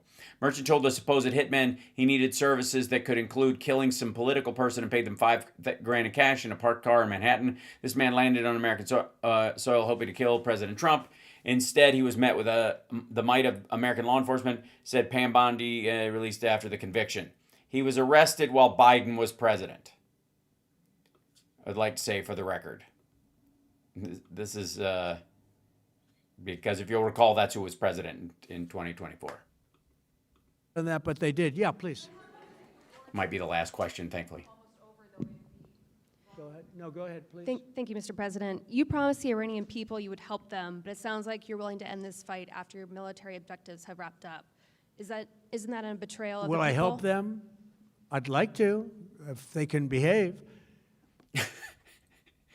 Sorry, what are the Iranians who want freedom supposed to act like? They're naming streets after you. That's not enough? They've been very menacing. You know, they're great people. They have an amazing... Who's been menacing? What the fuck is he talking? Sorry, the protesters, the people who are calling for American support for years? Amazing population. It's amazing, smart, brilliant, energetic. They have a great... I'd love to... Young, largely in their 30s. Help them, but they have to be in a system that allows them to be helped. And right now, they're in a system that only allows failure. And... Well, that's something you can relate to. I don't want that. And I want a system that's not going to be attacking us. We want a system that can lead to many years. There you go. Regime change again. Just to clarify, this is the end of... It must be the end of the Ayatollah and the clerics running the country. Secular democratic government and a monarchy probably backing it is the only thing he'll accept. And we're going to keep bombing them until that happens. Whether we do it and get out by next week and watch the market snap back and then do it again in fucking June, it doesn't matter. It's a peace. And if we can't have that, we might as well get it over with right now. Yeah. There you go. Get it over with. Please. Mr. President, as of today, there have been 8 U.S. military fatalities associated with the war in Iran. How many American deaths are you willing to have in this war? Well, as I said before, when you have conflicts like this, you always have death. And I was at It won't be me, so who gives a shit? Dover yesterday. I met the parents, and they were unbelievable people. They were unbelievable people, but they all had one thing in common. They said to me one thing, every single one: finish the job, sir. Please finish the job. Yeah, they said, win this for my child, is what he said. They said yesterday. Now it's finish the job. It's interesting how win this for my child sounds more vengeful and is harder to pull off and has a long-term goal to it, whereas finish the job is whatever the fuck you say it is. This is gross. And I'll leave you at that. Thank you very much, everybody. Thank you. Thank you, everybody. Dum dum dum dum dum dum dum dum. Good lord. Dumb, stupid, dumb, silly, stupid, dumb, dumb, dumb. Just brutal. We have so much other to cover. Hit the like, share the show. It's South Park's Megaworldwide. Okay, let me jump in here. So many. Okay, so to cover for this, the White House has been making ads because they, treating it, as Trump always says, his war is getting good reviews. He thinks of everything as a production, and so they've got ads showing how amazing they are. This is on the White House's website. Your tax dollars at work. This is Make Sure Iran Can Never Have a Nuclear Weapon. Sung by Kid Rock and a roadie from Winona's band. Let me explain to you guys this in simple English, okay? Iran is run by lunatics, religious fanatic lunatics. They have an ambition to have nuclear weapons, and this is the weakest they've ever been. Take away their missiles, take away their navy, take away their drones, take away their ability to... I think that was a helicopter. Take away their drones. Okay, that was a drone. Okay. The longer ones. Take away their... I'm not even sure if it's theirs. This just might be reused footage from something. Ability to make those things so that they can never have a nuclear weapon. It was the right decision, and the world will be a safer place. Jesus Christ. Okay, so that's the first one. And then this is the strength and might of the United States Armed Forces. Again, this is what they use as cover because it's not about if we can do it. Of course we can do it. We have a gigantic nuclear arsenal and a huge military budget. And again, our military's 6 times the size of the next 5 times the size of the next 6 combined, including China. On the orders of the President of the United States, U.S. Central Command commenced Operation Epic Fury. I'm gonna shoot you right down. This regime What the fuck? will soon learn that no one should challenge the strength and might of the United States Armed Forces. He reminded the world, as he has time and time again, being an American means something Oh my God. This is like, welcome to the United States, the USAI slop. breaking. If you kill Americans, if you threaten Americans anywhere on earth, we will... If you threaten anywhere. So we're back to the Roman rules. Threaten a Roman and we will wipe you out. Right? Hunt you down without apology and without hesitation, and we will kill you. We didn't start this war. Yeah, we kind of did. But under President Trump, we are finishing it. Their war on Americans has become our retribution against their... I can't be the only person getting a boner right now. Clearly. Iran is run by lunatics, religious fanatic lunatics. They have an ambition to have nuclear weapons. They intend to develop those nuclear weapons behind a program of missiles and drones and terrorism that the world will not be able to touch them for fear of those things. This is the weakest they've ever been. Now is the time to go after them. The president... You know what's funny is the most kind of cringy, embarrassing shit is when Trump shows up. Obviously, keg breath sounds like shit, and Rubio's quote is kind of, He sounds very wound up, a little coked out, as it were. But watching Trump kind of lumber through this thing like he's fucking in Top Gun, old dog, new tricks. It's fairly pathetic. Made the decision to go after them, take away their missiles, take away their navy, take away their drones, take away their ability to make those So this was round 2. This is cut 2. things so that they can never have The extended dance remix. a nuclear weapon. Finally, to the great proud people of Iran, I say tonight that the hour of your freedom is at hand. When we are finished, take over your government. It will be yours to take. This will be probably your only Probably. chance to Nothing says action trailer like the word probably. generations.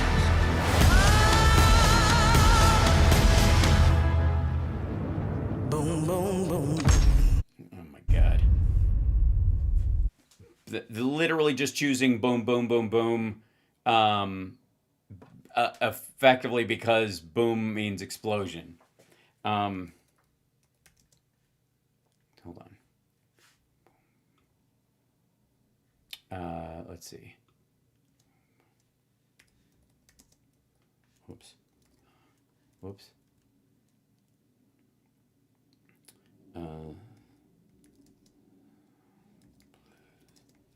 Let's see if I can find the yeah, John Lee, Boom Boom by John Lee Hooker. There it is. Yeah. I'm going to shoot you right down, right off your feet, take you home with me, put you in my house.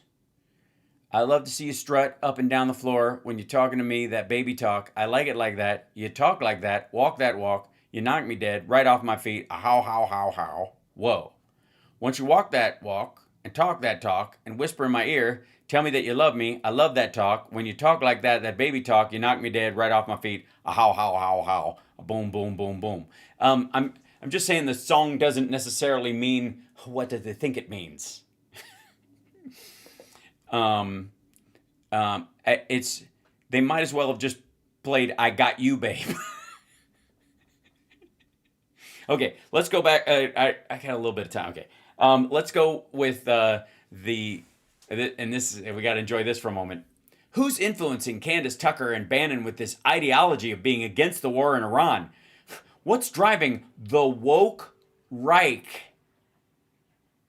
That's what we call them when we're fucking around, the Reich wing. So if there's a woke Reich, then that means you're just the fucking Reich. Welcome to self-own class. Jesus Christ. Welcome back to the program, Dana Lash with you. Oh, God. Lana Douche has an Elvis slapback on her microphone. We are at the bottom of the second hour. You can listen on I think we're always at the bottom of the hour. hundreds of stations across the country. You can watch the simulcast as well.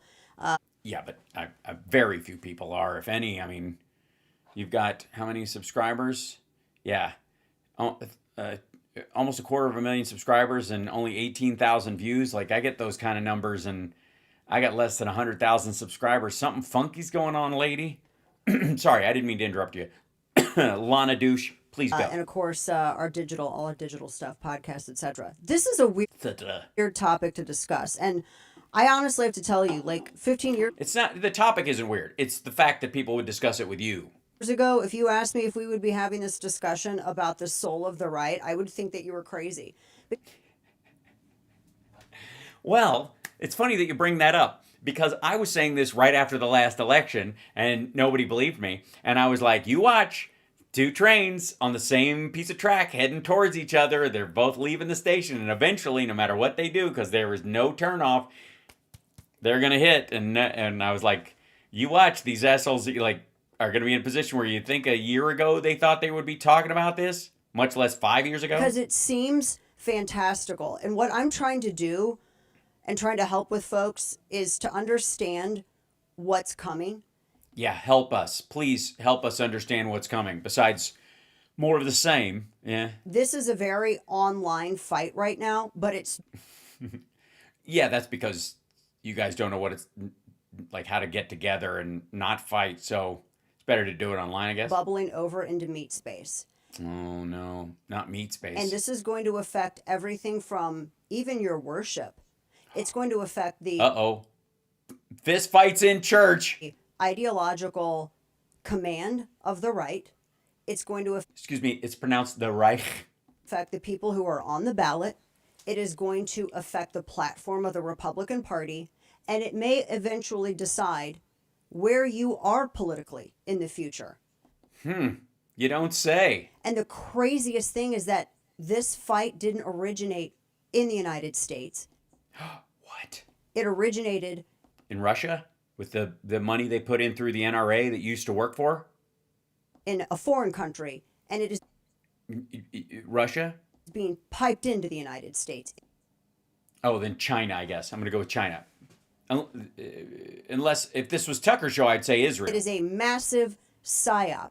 And I say this as someone who is not a Well, in all fairness, would a psyop work if your side weren't so fucking gullible?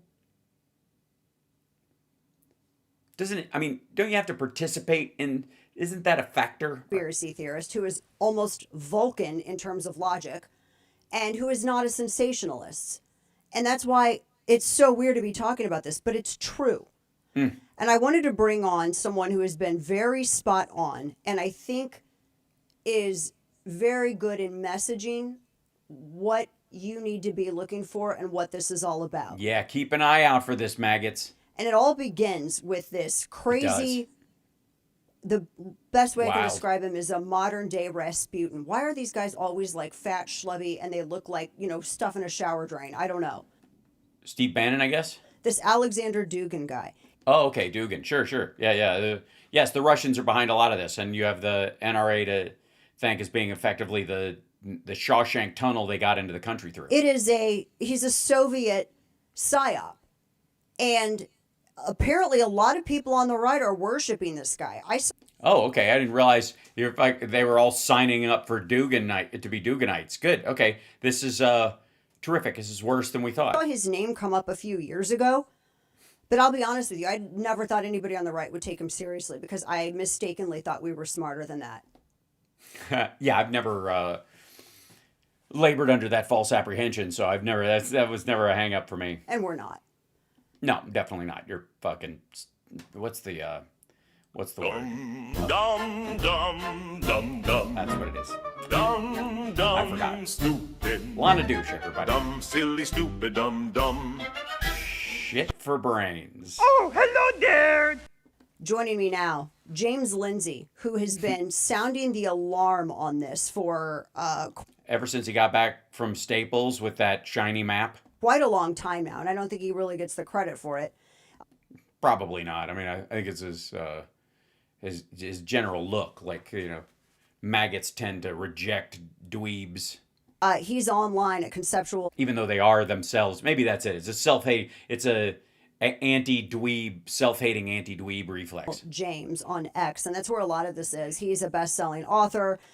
He's even listed as a baddie on Southern Poverty Law Center, so that's when you know that you're really effective. But James joins us now via video. James, I appreciate you joining us.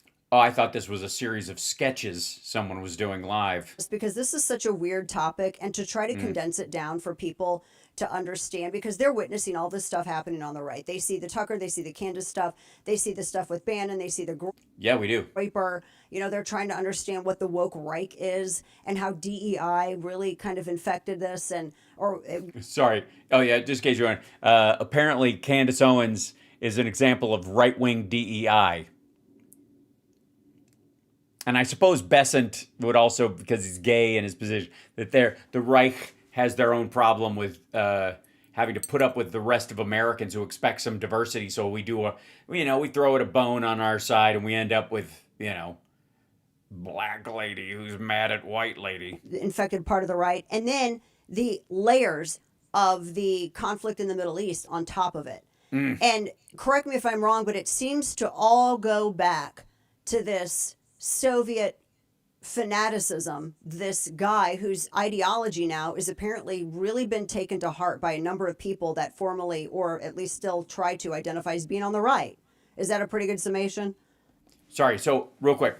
According to her, Tucker Carlson, which is probably the most believable version of this, Candace Owens, Steve Bannon, and Nick Fuentes are all acolytes of Alexander Dugin,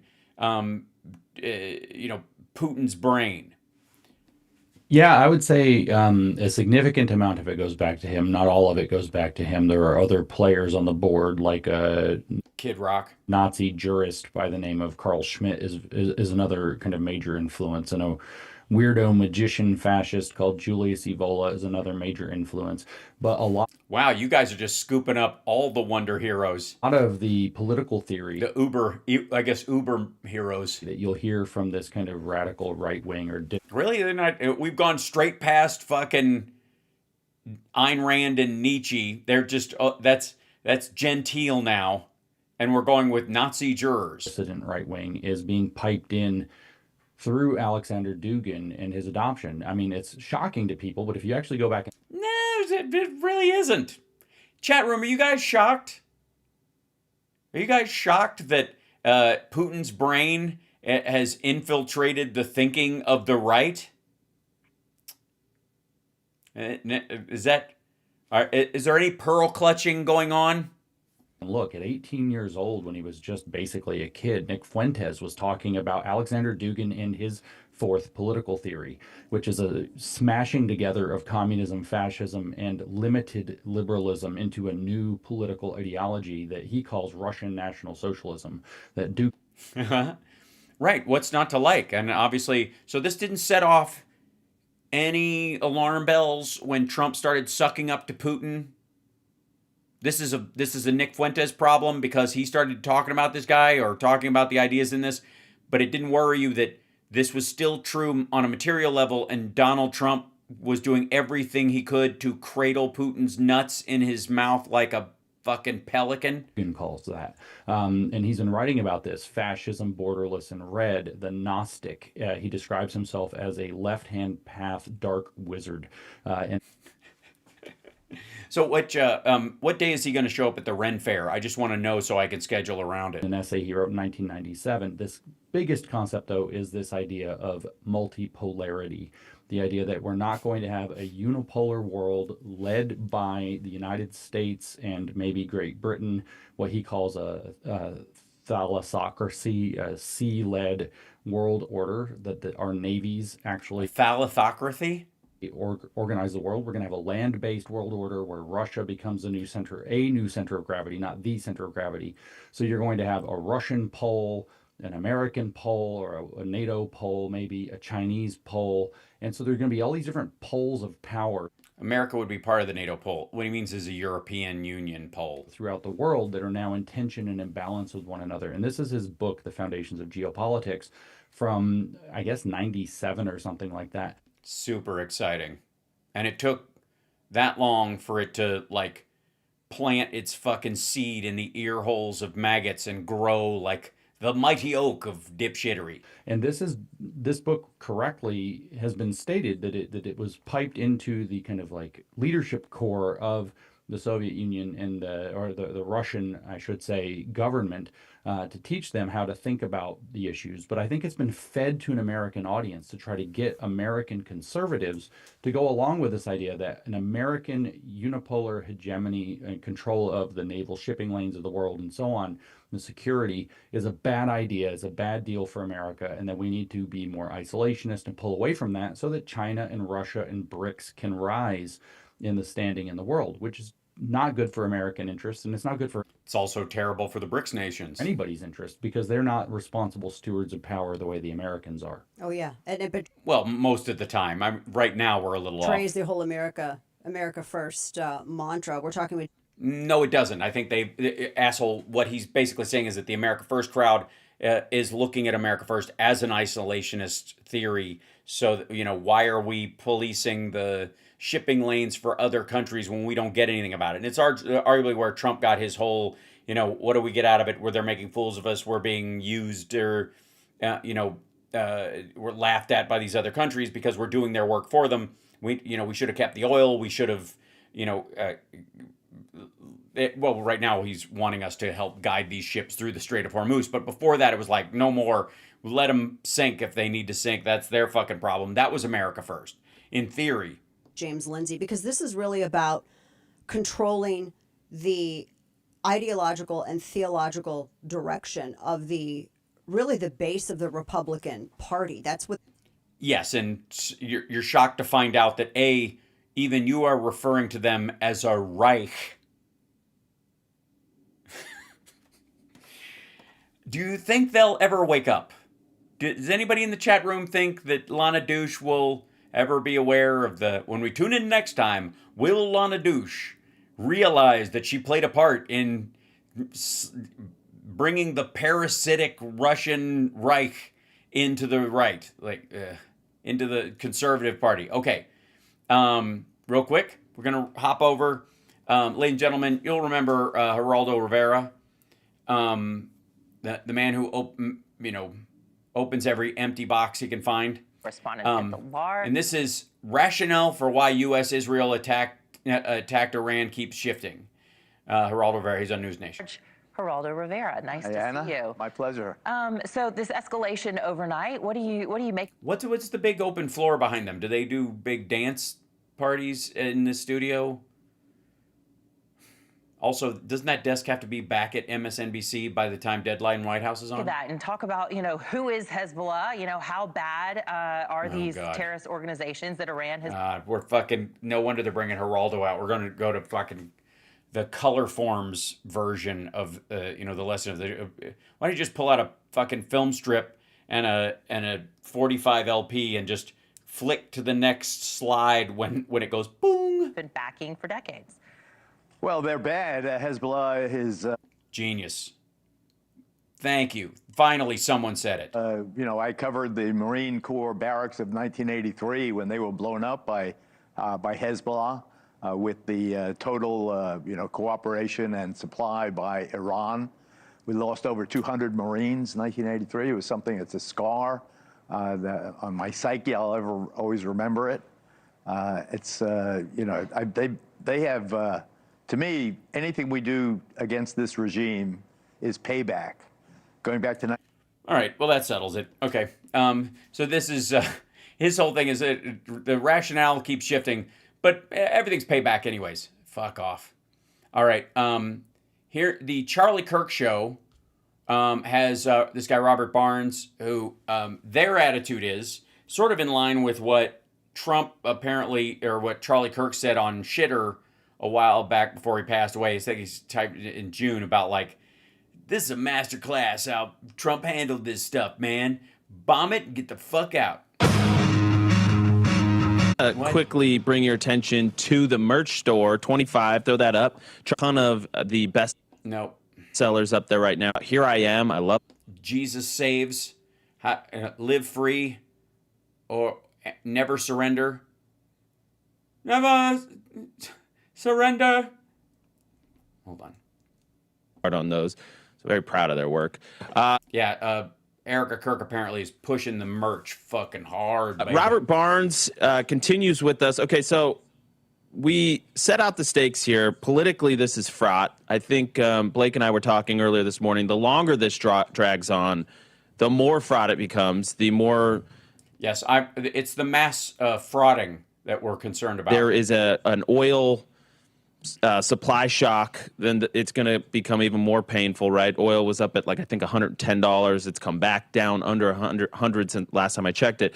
But it's no doubt this has political ramifications. I think Matt Walsh was the one who said it, that if we bombed Iran and maybe we could send the trans people there.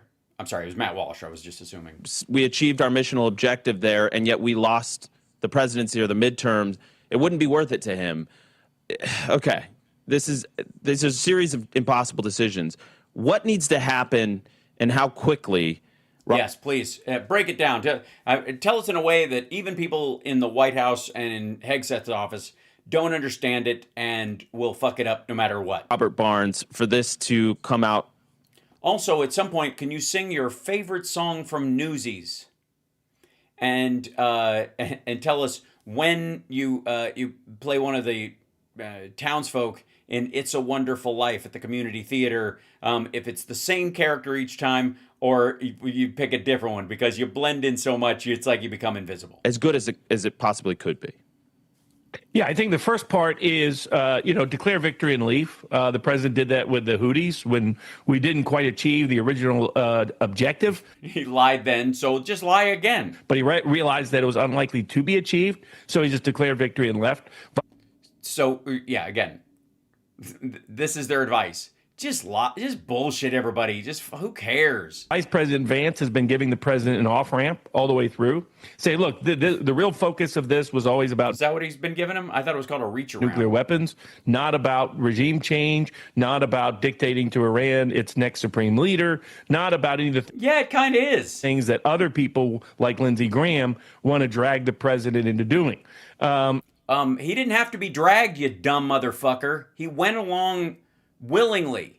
One thing I would recommend is just have Lindsey Graham off the air, him running around saying, let's what go I to keep Cuba, saying, let's go. Robert, Yeah, man, just have him stop saying the stuff that's true and showing what Trump really wants. Saying the exact same thing. If you follow me on X, I've just been like, get this guy away from the freaking microphone, for the love. He's like frothing at the mouth. He's like... Anyways, continue. I cut you off, please. Yeah, and to remind people out there, Charlie said if we did anything, we need to defeat Lindsey Graham in the primary. You got two good candidates running there, Mark Lynch and Paul Dans. So I highly recommend that whichever candidate you like, but just we got to have Lindsey Graham out of there. Okay, by the way, can we just enjoy for a second that the right is eating itself, and this is exactly what I warn against on our side because the ramifications of it will be terrible. More than likely, they won't get rid of Lindsey Graham, especially because he's so close to Trump right now, and that's part of the reason why there's so much overlap and why he's so noisy about this. There aren't a lot of people in that district that are going to get rid of Lindsey Graham, and he has seniority. If somebody else comes in and they're newer, they're not going to get the positions that he's had for years. And people know it. It's why Mitch McConnell stuck in there in Kentucky for a long time. It wasn't because he was particularly good at his job or smart about stuff, but he'd been there long enough. His seniority, the state reelecting him multiple times, meant that the Republicans could count on him as a regular and put him in important positions. That's part of the reason why you want to be able to, keep somebody who's decent in there as long as possible, because the party and the other people will trust that person that who I'm talking to now is going to be here in a couple of years, and we can have some sort of a strategy. So the idea that they're going to be able to broom Lindsey Graham, I mean, if they do, who gives a shit? It's not my fight. So if they are able to, that's one thing. But right now, Trump and he have never been closer, and he's running around probably the single biggest cheerleader of this shit for Trump. So the idea that they're going to broom him or get him off the airwaves is just ridiculous. He's a walking, talking disaster, PR-wise for the president, but also... No, he's not really, according to Trump. Trump thinks this is a 90-10 issue. So policy-wise. So I think, take J.D. Vance's recommended, the declare victory, say apparently we hit several of the last remaining nuclear enrichment facilities, including the new... We double obliterated, double dog obliterated them, yeah. Once he took out the Ayatollah, declare victory and go home. We have a new Ayatollah. I hate to bring that up in the middle, but there is another Ayatollah. There's more. They make a new one. And get out as quickly as you can, because the longer this drags on, as you know, the more political risk develops in the U.S. and the more geopolitical risk comes about in the Middle East. If they start hitting desalination plants, if they start which they're doing, keep the Straits of Hormuz closed. Not only does oil and gas, natural gas prices spike, but also, you could have a drought and a food crisis throughout the Gulf states because they depend, many of them, for the Straits of Hormuz to get access to their food. So I think the UAE is going to be fine. Well, the people forget, that it's all desert there in the Gulf states, so that's why they rely on desalination plants, including Israel does. I think it's in Israel's best interest that we get out of this quicker rather than later, because who knows, if Iran really thinks they're under existential threat, we don't want to know what they might do. They might hit everything. They might hit all the oil, gas refinery places. Right, but if they're that kind of threat anyways, then half measures will make it worse. If you back off when they have any ability left, that's why they wanted to drag us in the first place, because you can't do half measures. You either don't do it or you go all the way, period. It's the little bit pregnant analogy. Doesn't work. They might hit all the desalination. Oh, God. All right. Anyways, Jagoff. That's the Charlie Kirk side. Now, let's turn to the most miserable man on the internet, our good old friend, Greg Kelly, who does not like the fact that people are criticizing Donald Trump. He calls them nitwits. Which of the criticizing Trump, the nitwits criticizing Trump are missing the point. And the point would be, this is only a 3-minute and 27-second clip because Newsmax is afraid if they go over 5 minutes, people will have had their fill of him for the year. All right, it goes on. Sure. Yeah. And we're winning.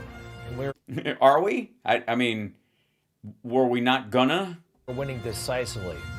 Yes, because we decided to say that we're winning. You heard about what President Trump is looking for? A certain type of surrender? Unconditional, yes. And I think it was, who was it? It was Tucker Carlson who said that means, raping, you can rape their women as the thing. Hold on. There we go. There we go. That's, unconditional surrender means we get to rape their women and children. Well, Robert, which I don't know if that's what it means, according to Trump. That to me sounds like it. Somewhat familiar. I heard it before. Japan. And I read about it in the history books. Yeah. No, you didn't, but unless you had to in high school, I guess. Right when we wrapped up World War II. Right. Yeah. That's where the phrase gained most of its notoriety in modern history. But unconditional surrender has been I mean, there are different ways of saying it throughout history. Remember that? How it all went down? Yes, I do. Specifically, I was up all night watching it. My family was gathered around the radio. U.S. battleship Missouri in Tokyo Bay was the setting for the signing of the surrender terms, which officially brought the war with Japan to an end. General Douglas MacArthur, Supreme Commander for the Allies, joined Admirals Nimitz and Halsey and other top commanders aboard the Missouri September 2nd, 1945. First to sign the surrender document was Foreign Minister Mamoru Shigemitsu for Japan. Yeah, the foreign minister's, I think he's the same guy. I think they're all right. They might be able to get him to sign. Japan's Emperor. Articles in the surrender terms included the following. All provisions of the Potsdam Declaration were accepted. All armed forces were surrendered unconditionally. Acknowledgement that authority of the Emperor and the Japanese government was subject to the will of the Allied Supreme Commander, General Douglas MacArthur, now signing.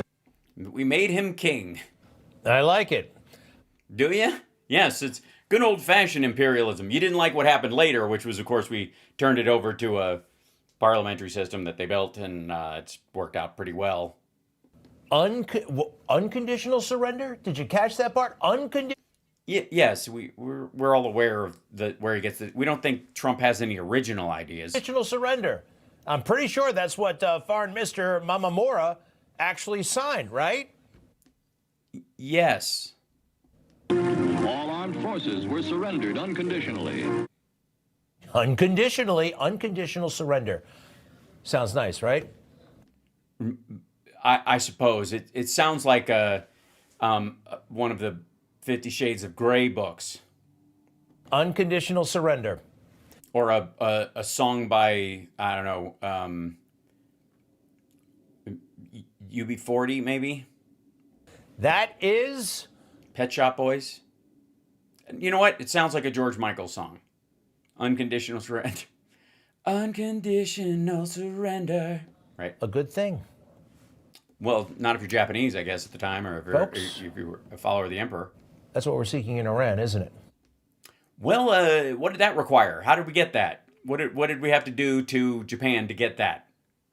Greg? What was the big step between fighting for a long time, years, and then them getting to this point? What was the window there? What happened in between a lot of fighting and them signing the thing? It was something that we had to do. Unconditional surrender. Yes, I get it. It's the debut album of my new punk band. Show me the next slide, if you would. That's what President Trump actually asked for. There will be no... Yeah, we know he's borrowed the phrase. Yeah, he wants to sound like a man of history. He doesn't. It sounds absurd. No deal with Iran except unconditional surrender. Unconditional surrender! Uh-huh. Yes, yes, silly man. And your point is? One more time. Make it big so we can all see. All right. Yeah, you know what? In my defense and in your defense, chat room, his audience is indeed this slow. So, what else do we want to talk about, Batman? What's wrong with that? Well, we had to nuke him twice to do it? Well, because it's Trump. Everything's wrong with that. Unconditional surrender? Let's hear from the fake news.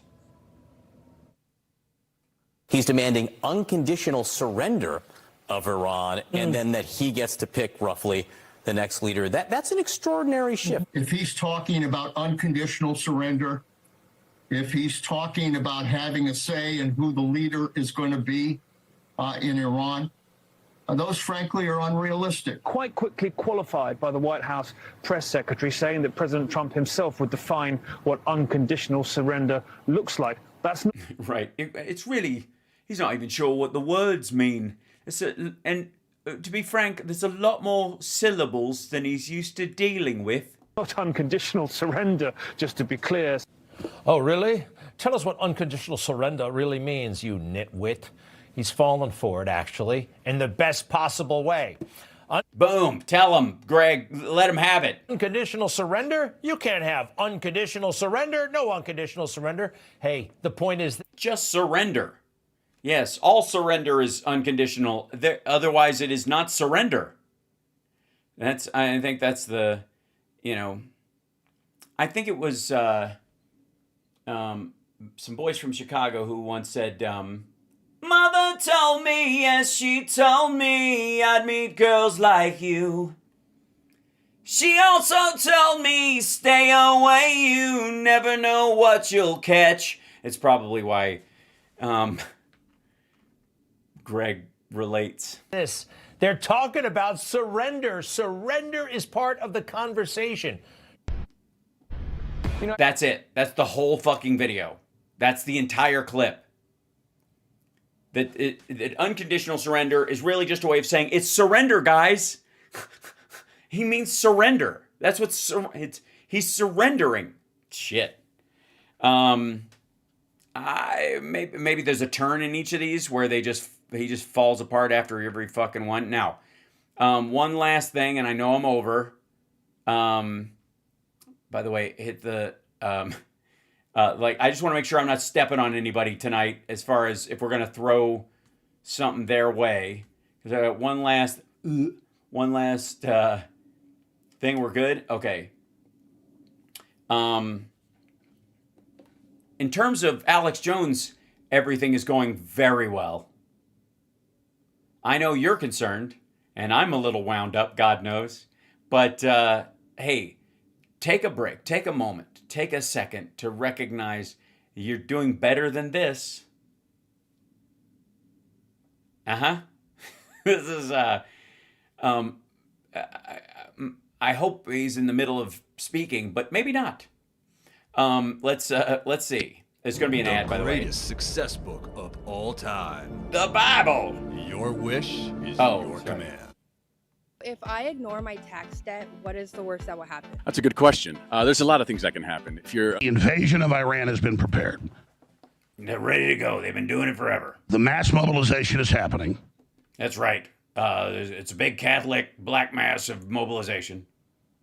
What we're going to do is we're going to bomb the shit out of Iran and leave a giant mobile hanging over top of it for them to play with, because we're going to bomb them back to their baby childhood. They're going to invade to take over the Strait of Hormuz, the nuclear material, and take over this island where 90% of the oil is shipped to be Karg Island, transshipped out to the rest of the world. This is we're going to take it over, baby. It just made one bad Jack, baby. Full invasion. This will escalate absolutely into World War III, 90+% of the time. Yeah, every other time we've done it, 90% of the time it turns into World War III. Depending on how you study it. Well, you can't. We haven't had World War III yet. You mean every time stuff like this has happened before, it turns into a world war? Well, it actually hasn't. Again, the problem in this situation isn't that it won't work, it's that it will, and it'll give the people in charge bad ideas, and eventually they will get out over their skis. It's what happened to Russia. It's what happens to all these egomaniacal, sociopathic fucks. And I'm not mad at myself or even the crew. It's just there's not a sense of urgency. Well, I probably low T, I guess. Because we're all so close to this. Oh, you mean, yeah, it's hard to get mad at Trump when his dick's on your forehead? So the headline that was put out, I'm not mad, leave it up, was about seizing the island. No, that is not, that I explained that was just the trigger for the full invasion. The full invasion. Mm-hmm. Yeah, you don't want to go half invasion. Of Iran. It sounds weak and female and gay and also like elitist and book learning. Is going down. We have maybe days, maybe a week. Probably hours. To stop this. Probably can't. There is a full mobilization. The troops are already on C-130s. Not just the 86th. It's all happening, okay? Okay. Are you getting to the point where you are saying you regret voting for Donald Trump and supporting him and being such a weak, pussified suck-up this entire time? And you're responsible for putting us in a position where we're going into World War III because literally the people you fought against would not have done this, and the guy you fought the hardest for is actually the one making it happen? Nah, just fucking around. And even myself, we start covering this like it's an entertainment show or like we're watching. Yeah, it's not. No, don't worry about that. This is not entertaining. It's fucking silly. Being a movie, a war movie. No, this is real. Is it though? Perhaps we all live in a simulation. The lizard people, humans, and the people who built the Snowpiercer circle around the Earth have stuck us in. We're living this. Some of us more than others. So I need to stop the show, maybe go to It's probably a good idea. Broadcast for a while. Need to recollate my articles, recollate my videos, recollate it, and I will do it properly on air so that I will try to come up with some bullshit because right now I've been trying to polish these turds all day. I just got shit all over my desk and my hands and my clothes. I'm going to need to start from scratch. On record what's about to happen. Because I love to make jokes all day. Except you can't. And just enjoy myself, please. That's what I want to do. But I can't do it. No, that's definitely true. I've seen you try to make jokes, and it's not pretty. Not that anything else you do is either. It's not fair to point that out. I just can't do it. Yes, your lack of capability, I think, is one of your defining characteristics.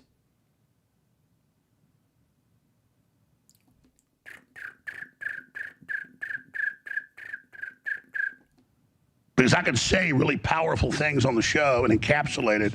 Uh-huh. But if I don't communicate what to clip, what to put out, what headlines to do. Yeah, if I don't reshape this argument and help Trump sell this nonsense, then what am I really here for? You guys don't actually think I'm here to tell you the truth, do you? It has no effect. I mean, what I said first hour was a big deal. Well, I'm glad I missed it. The whole point of them hitting that island first is to set the precedent and to get you to go to sleep to accept full invasion. We put out the headline with only the island, with their PSYOP control, not even knowing it. I'm not mad. I just realized that if I'm not constantly there, the PSYOPs worked.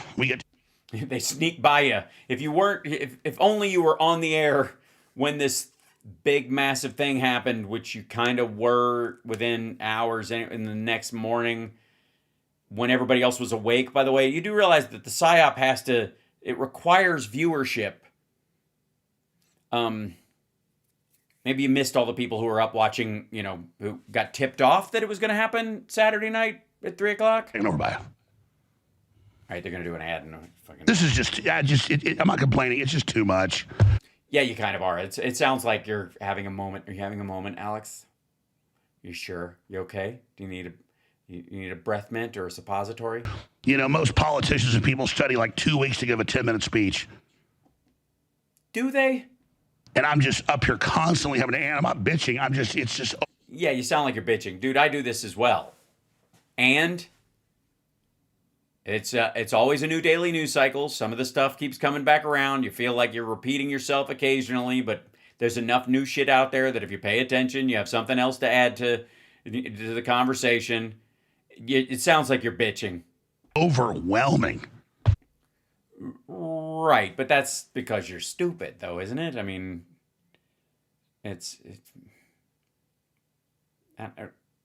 you're expecting too much from your brain. It's absolutely overwhelming.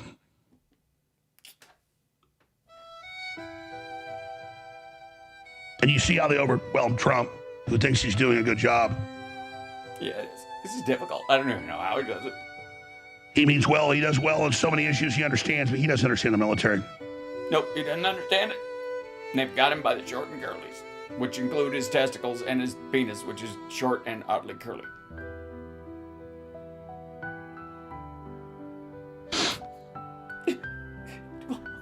Why, Alex? Why would you this way? I don't know. We know. I just know where we're about to be. So you can tell the future. Not just militarily, but economically right now. And people will take this serious later. You will when you're starving to death. When you're eating probably bug protein. You'll remember this broadcast. I'd like to say for the record that I've eaten bug protein, technically speaking. So I don't really care. Just saying. It's not a big worry. Shut up. The offshore terminal responsible for 90% of Iran's oil exports. Yes, that would be Karg Island. They're also talking about seizing the other side of the Strait of Hormuz on the Iran side and other key areas using the Army. Who would that be? 82nd Airborne. Who... Or the Israelis, I suppose, too. They're in the neighborhood. Again, had their normal drills canceled, and we have... Yeah, that's rude. You know what I mean? Who does that to their military? Cancels their drills to send them to actual war. I didn't sign up for this. Actually, you did. The reports flooding in from my sources, but it's also... And your source would be Google? In the news here, that indeed the different conscientious objector sites and organizations are being flooded with unprecedented calls, requests on how to... All right, like, I mean, it's his phone ringing off the hook. I would have just gone to, or hick, you know. I would have just said calls. Do they not take part in this war? How do they legally not get court-martialed or get a dishonorable discharge and say, I'm objecting to this offensive war? Well, I don't know. You guys are the ones that are clamoring to call those people traitors all the time. So, fuck you. Here we were just the last 6 months with Democrats saying when Trump gives you an illegal order, don't follow it. And what was your reaction to that? What was the general reaction to that? What was it? I mean, did you hit those people hard, Alex? And basically saying he was giving illegal orders to have the National Guard protect federal buildings when they're being attacked by crowds of Soros communists. That's 100% constitutional. What Trump was doing was 100% constitutional. It was very seditious of the Democrats to plant those seeds. Yeah, no. Just to open fire on unarmed protesters without cause, Kent State, that kind of shit. That's what they're talking about. But why is it different than this? Now here we are. Now I've got to make this fit my fucking system and my bullshit regimen. That's the question. If Trump tries to send in mainline ground troops into the meat grinder of Iran, all that's their job, and they have to. Based on the claim of nuclear weapons, and then regime. Well, no, he claims he destroyed their nuclear weapons last time. Now he's claiming they're going to take over the Middle East, which is a broad enough claim where conscientious objector status wouldn't apply. Change, and then now they're back to nuclear weapons, and there's no congressional authorization for. Yeah, your folks, everybody on your side of the aisle is saying he doesn't need it. Right. Do we have to start talking about conscientious objecting? Talk all you want. The right will pillory those people. Trump just needs to shut the fuck up, read a book, go golfing and never come back. Stop the pissing contest. Well, in his defense, it's just a little sputter at this point, It's a dribble. And he can do it without taking his pants off. And he often does. Pull the plug. For now, he can always, if he thinks it's needed, go at him again. Yeah, just declare victory and get it, and then hit him again. What did I tell you guys? This is also one of the tee-up conversations that they're having everywhere. But. And this is a big but. You're not going to knock out the regime. Certainly not for a long time. Well, someone's not very pro-America.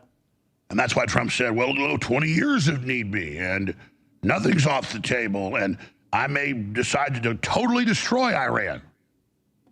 Uh-huh. Yeah. That's something you wouldn't hear a Democrat say because they're not fucking insane.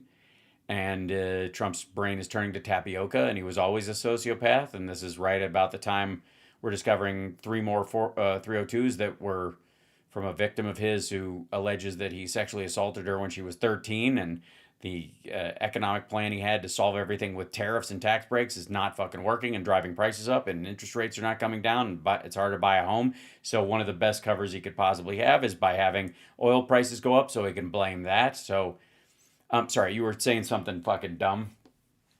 And now Israel has blown up almost all of Iran's oil refineries. Oops. So even if the mullahs did fall, it takes years to rebuild those. Yeah, but I think the trick in that situation is that they didn't blow up the oil wells, the actual digging sites, just the refineries. So even if whoever comes in wants to restart their oil program to refine it for internal use or for their neighbors' use, they would have to probably outsource it to another country, which raises the possibility that they would have to act more like a participant in the local economy as opposed to an overlord. So you don't blow up their wells, but you blow up the refineries, so they have to use other people's refineries, and that means they have to play nice. I think it's probably the theory. Will it work? Who could say? But that's probably the theory. So this is a disaster of disasters. Yeah, that's what you've voted for. And I'll say it. If the Iranian people are so great and we're liberating them, well, then why would Trump target civilian infrastructure? Because he's a fucking psychopath? Because he doesn't give a shit? Then you've got all the whining and bitching when the Iranians were... Because he's awful? Also, by the way, don't leave Pete Hegseth out of this. You were cheerleading him as well. Responded and hit a couple of desalinization plants in Bahrain just to demonstrate they can take them all out. That's where they get the majority of their water in the Middle East. And the media's like, oh my gosh, civilian targets, war crimes by Iran. And it is classically a war crime. Yep. If you're targeting civilian infrastructure to yes, and so you're finally going to get to the idea that Donald Trump is willingly attacking civilian infrastructure and bragging about it? Yeah, he's a fucking psychopath. He was Jeffrey Epstein's wingman. He's a pedophile. What do you expect? Terrorize them into submission. But then it's now confirmed the U.S. shot a cruise missile into that girls' school that killed over 100 of them. And sure, basically they built an Iranian National Guard base up against it. So it hit both of them. But the point is that you're fighting in an area where they use human shields, and it would probably be better if you had people in charge that actually give a fuck about civilian casualties, but this group brags about not caring. They ran on it. And when you start blowing up all the oil refineries, that is targeting the civilians. And you can argue, obviously, the military uses the oil and the regime needs the money. So overall, it's not targeting civilians. The point is you can't sit there and harp about how evil the Iranian regime is and then act just like them. Well, yeah, that's, and so I guess this is you apologizing to Joe fucking Biden, you absolute tit.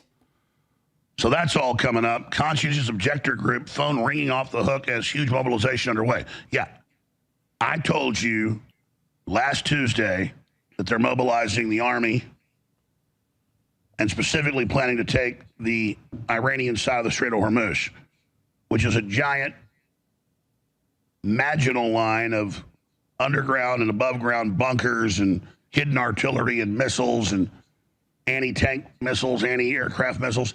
And yeah, I don't think so. I think I saw Trump today. He says we're basically done. I don't think there's any of that shit there. Do you guys? I mean, this sounds like a lot of smoke, Alex. I don't know. It sounds like you're doubting our president right now, and this is a good way to get yourself in trouble, buddy. You sure you don't want to walk back any of that? Say, well, we've got superiority, air superiority. Yes, they can't shoot our planes that are at 80,000 feet in the air. Mm-hmm. But once you go in there, just like Israel with Hamas, once you go in there and they're popping up out of spider holes with anti-tank weapons, even if you're not a tank, anti-aircraft weapons, or you're not in an airplane, if you're just walking around, it's going to be a bloodbath. Right, and I think Trump is counting on that as a way to scare everyone and into continuing to back him through this election, and then in his own mind, possibly the next. That won't happen, by the way. 2 million Iranians died during the CIA U.S.-sponsored Iran-Iraq war, and they didn't give up. And Iraq basically lost by attrition. Basically, it was a draw. Also, the 2 million that were lost and the Iraqis that were lost, part of the reason why it was a draw was because of resources, effectively, that they ended up guarding their resources on either side, and that became so important, and they were so limited that they basically fell back into guard positions of both their border and their energy infrastructure and other stuff, and that's what drew it to a close. It was the area where Rumsfeld was selling them chemical weapons to both sides that became an intolerable space. So they basically just went back to a neutral corner. So I love that I voted for Trump, baby. I told you last week this is going on. Yeah, that didn't matter. Maybe if you said the same thing in fucking 2024, you fucking asshole. But we don't need the conscientious objector site to tell us that to know it. Well, apparently you did. No. I guess you need Zero Hedge because it's a copy of the... Right. Mariana Fall, U.S. officials are reportedly discussing seizing Karg Island, the offshore terminal responsible for 90% of Iran's oil exports.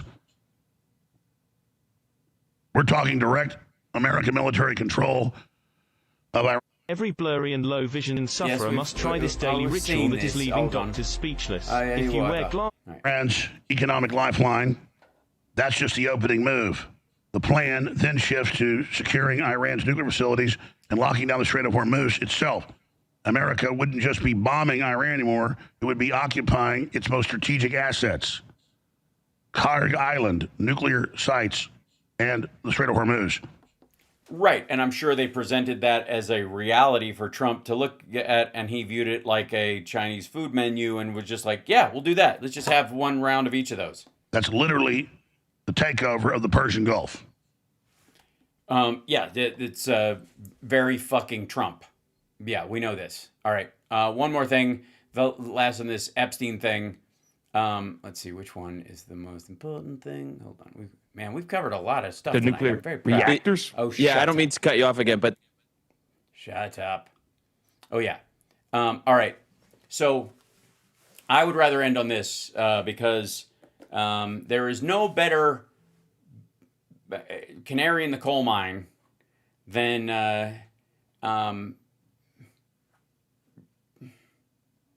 ZZ Truck over here, who of the sixes and sevens project, three of seven. Chad, this is time to fund another war. How much can you pay? And he was a big Trump supporter, big maggot, big right wing. You know, this is the only way to go is the Republican Party, folks, and how quickly they turn. So diesel fuel here in Georgia is now $4.99 a gallon.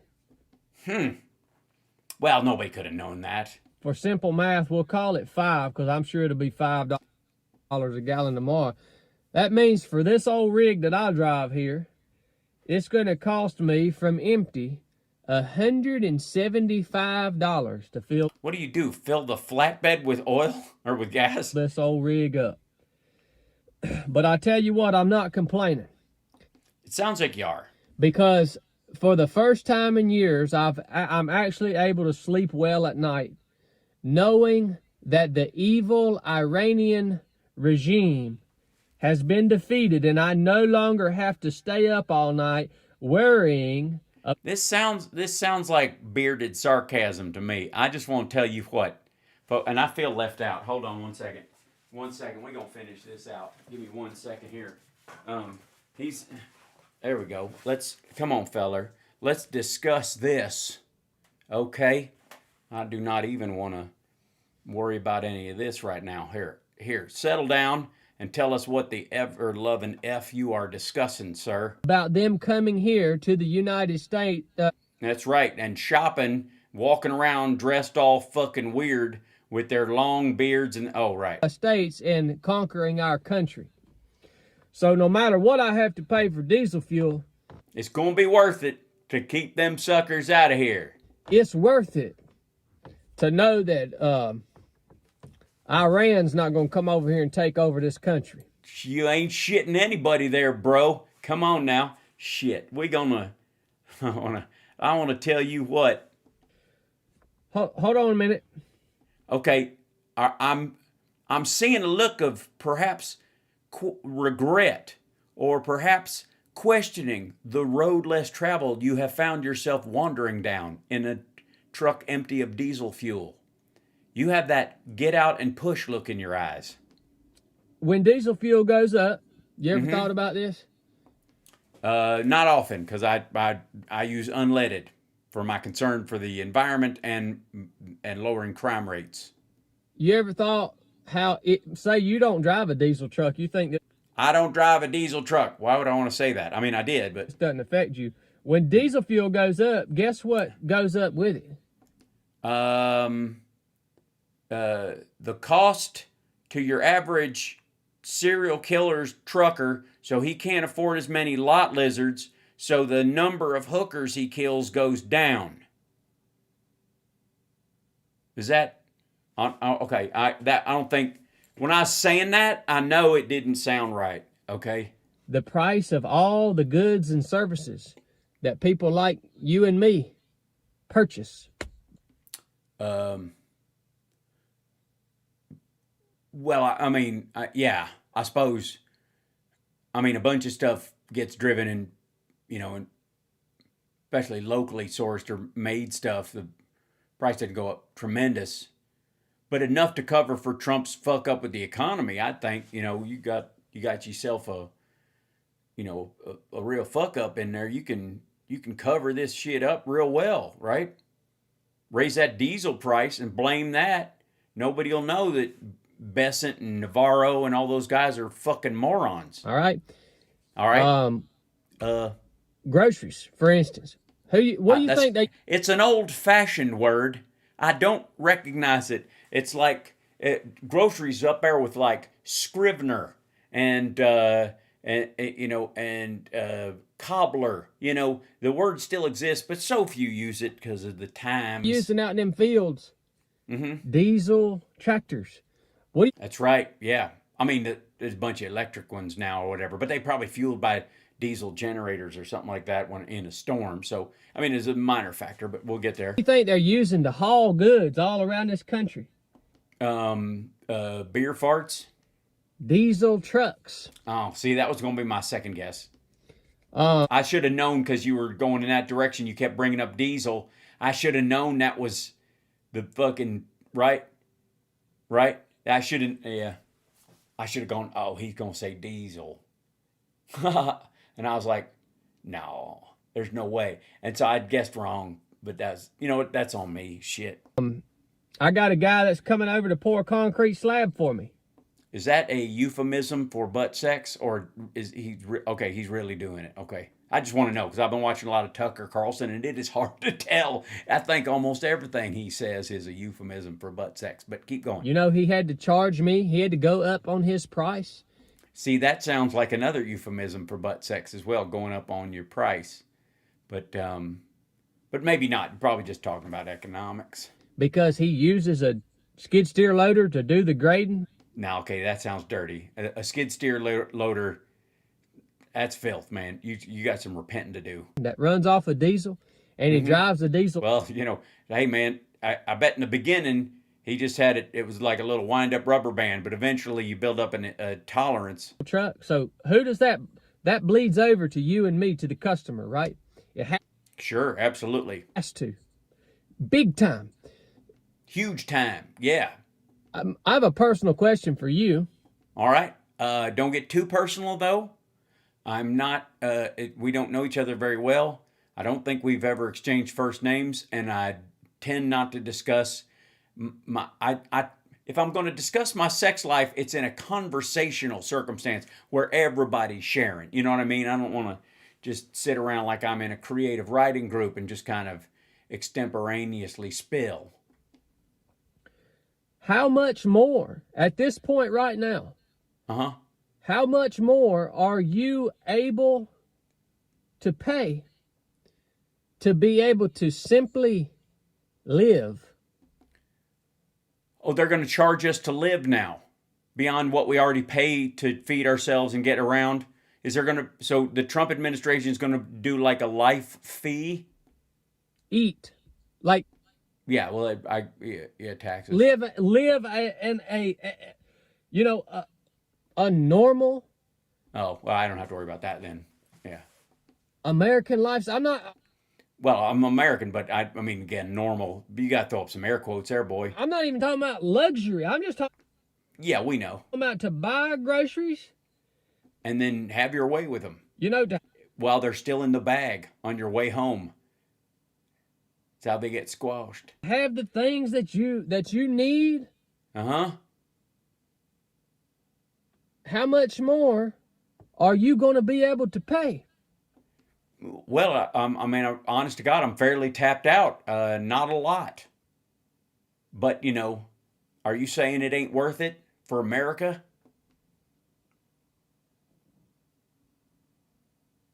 I don't know.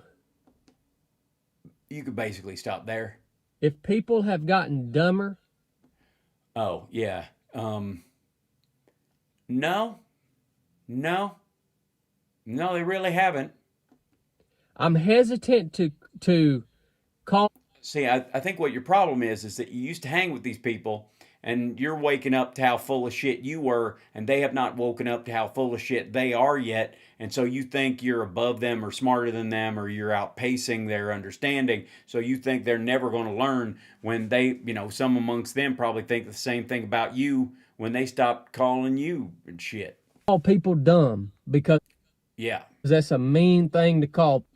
No, stupid's mean. Dumb's just an accident. You can be dumb on accident.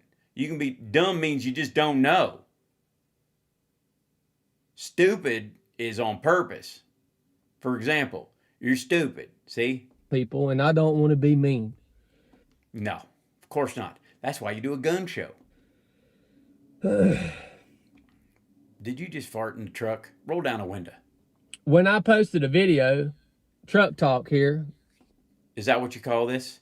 I wonder why. A couple of days ago, talking. Probably looked just like this. Probably shot them all at once. About how the whole war in Iran, and a lot of people want to call it a conflict. Look, when you well, it can be both. I mean, you don't have war without conflict, but not all conflicts are wars. So I think arguably it's both. Launch a military campaign against another country and you're dropping bombs and killing their leaders, that's war. Sure. Yeah, I'm with you. I can see where you'd feel that way, sitting in a truck somewhere in the woods waiting for your friend to be done taking a shit or whatever you pulled over for. Okay. When I posted that video saying that's about the stupidest dang thing, hundreds of people unsubscribed from this channel, which I don't blame you. If I was watching me, I'd probably unsubscribe from time to time too, because I do say some crazy mess. Yeah, but everybody has a moment of clarity. But the fact of the matter is, this is why we're doomed. I don't know if it's that people have gotten dumber or if it's that the propaganda machine has got... Oh, real quick.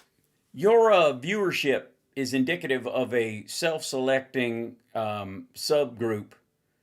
And so judging the rest of humanity based on your self-selecting subgroups continuing down the path of dipshittery has more to do with the fact that you think you speak to the whole wide world instead of recognizing that you may be the king dipshit amongst a bunch of dipshits.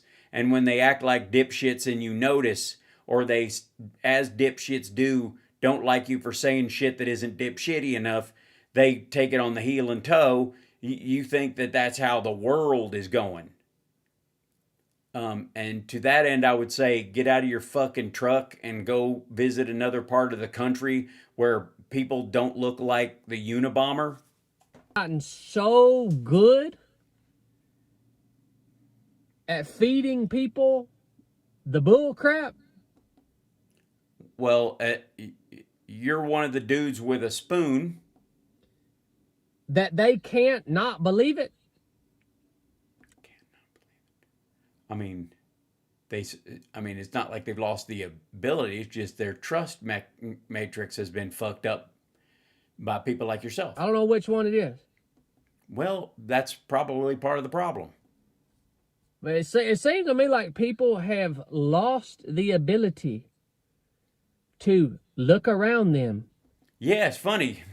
Realize they're sitting alone in a truck talking to fuck all. And just see what's going on, man. Yeah, man, just see what's going on. Which, when you look in the woods, basically the same fucking thing, Here's a good idea. Maybe watch Crocodile Dundee. Go to New York. See maybe if you're just a little bit full of shit. To think I'd like to say for the record, though, folks, anybody who's seeing this later, judging it, I am originally from Kentucky. And as a duly designated child of Kentucky and representative of the state in many ways, including the fact that I got the fuck out, I have every right to shit on this nonsense, where in a way that outsiders are not allowed to do. About stuff. Mm-hmm. To just use, a little bit of sense. Maybe that's the problem. Try using a little more than a little bit. Because it sounds like that's what you've been using a little bit for a long time. To think for themselves. Yes, shut off your channel and stop going back to it. Why didn't I think of that? It seems they've lost the ability to do that. Well, I mean, if it's your viewers, then you are to blame. But I don't want to call anybody dumb. No, you're taking the coward's way out. You're allowing for the inference thereof is what we call it. So the nice thing would say, well, the propaganda's just gotten so good and the technology's gotten so strong that people here in this country are getting force-fed so much bull crap, and the bull crap is so good. Well, no, I think it came along in a flavor they like, namely Donald Trump, and you ate up a big. You sampled it and everybody go, it can't be poison. He's eating it. That they can no longer even see what's true. I don't know, man.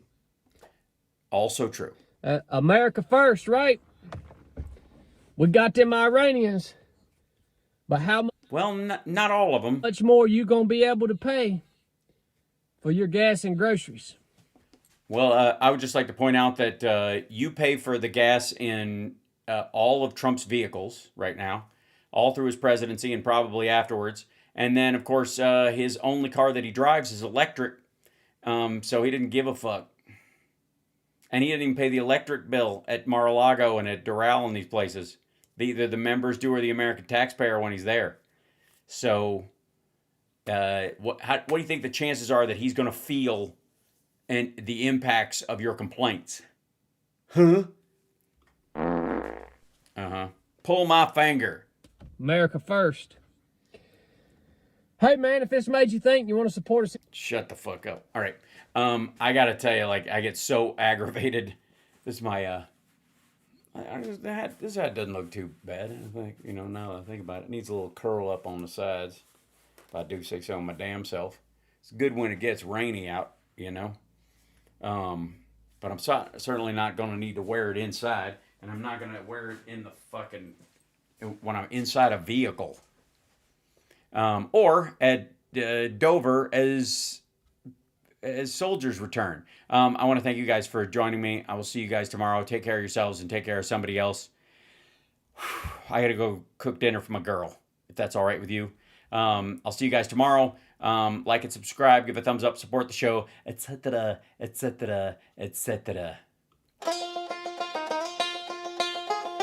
This goes out to what's his name from the 6 of 7 project, and Lana Douche. What's that dude's name? Chad. Yep. Hit that like, everybody. Don't be afraid. Come on. The screen glows bright with a crooked smile. Here we go. Words spill out, all venom, no style. Promises made, they rot in the air. A handshake, a lie, a blank, cold stare. Puppets dance, the strings are tight. Shadows whisper in the day.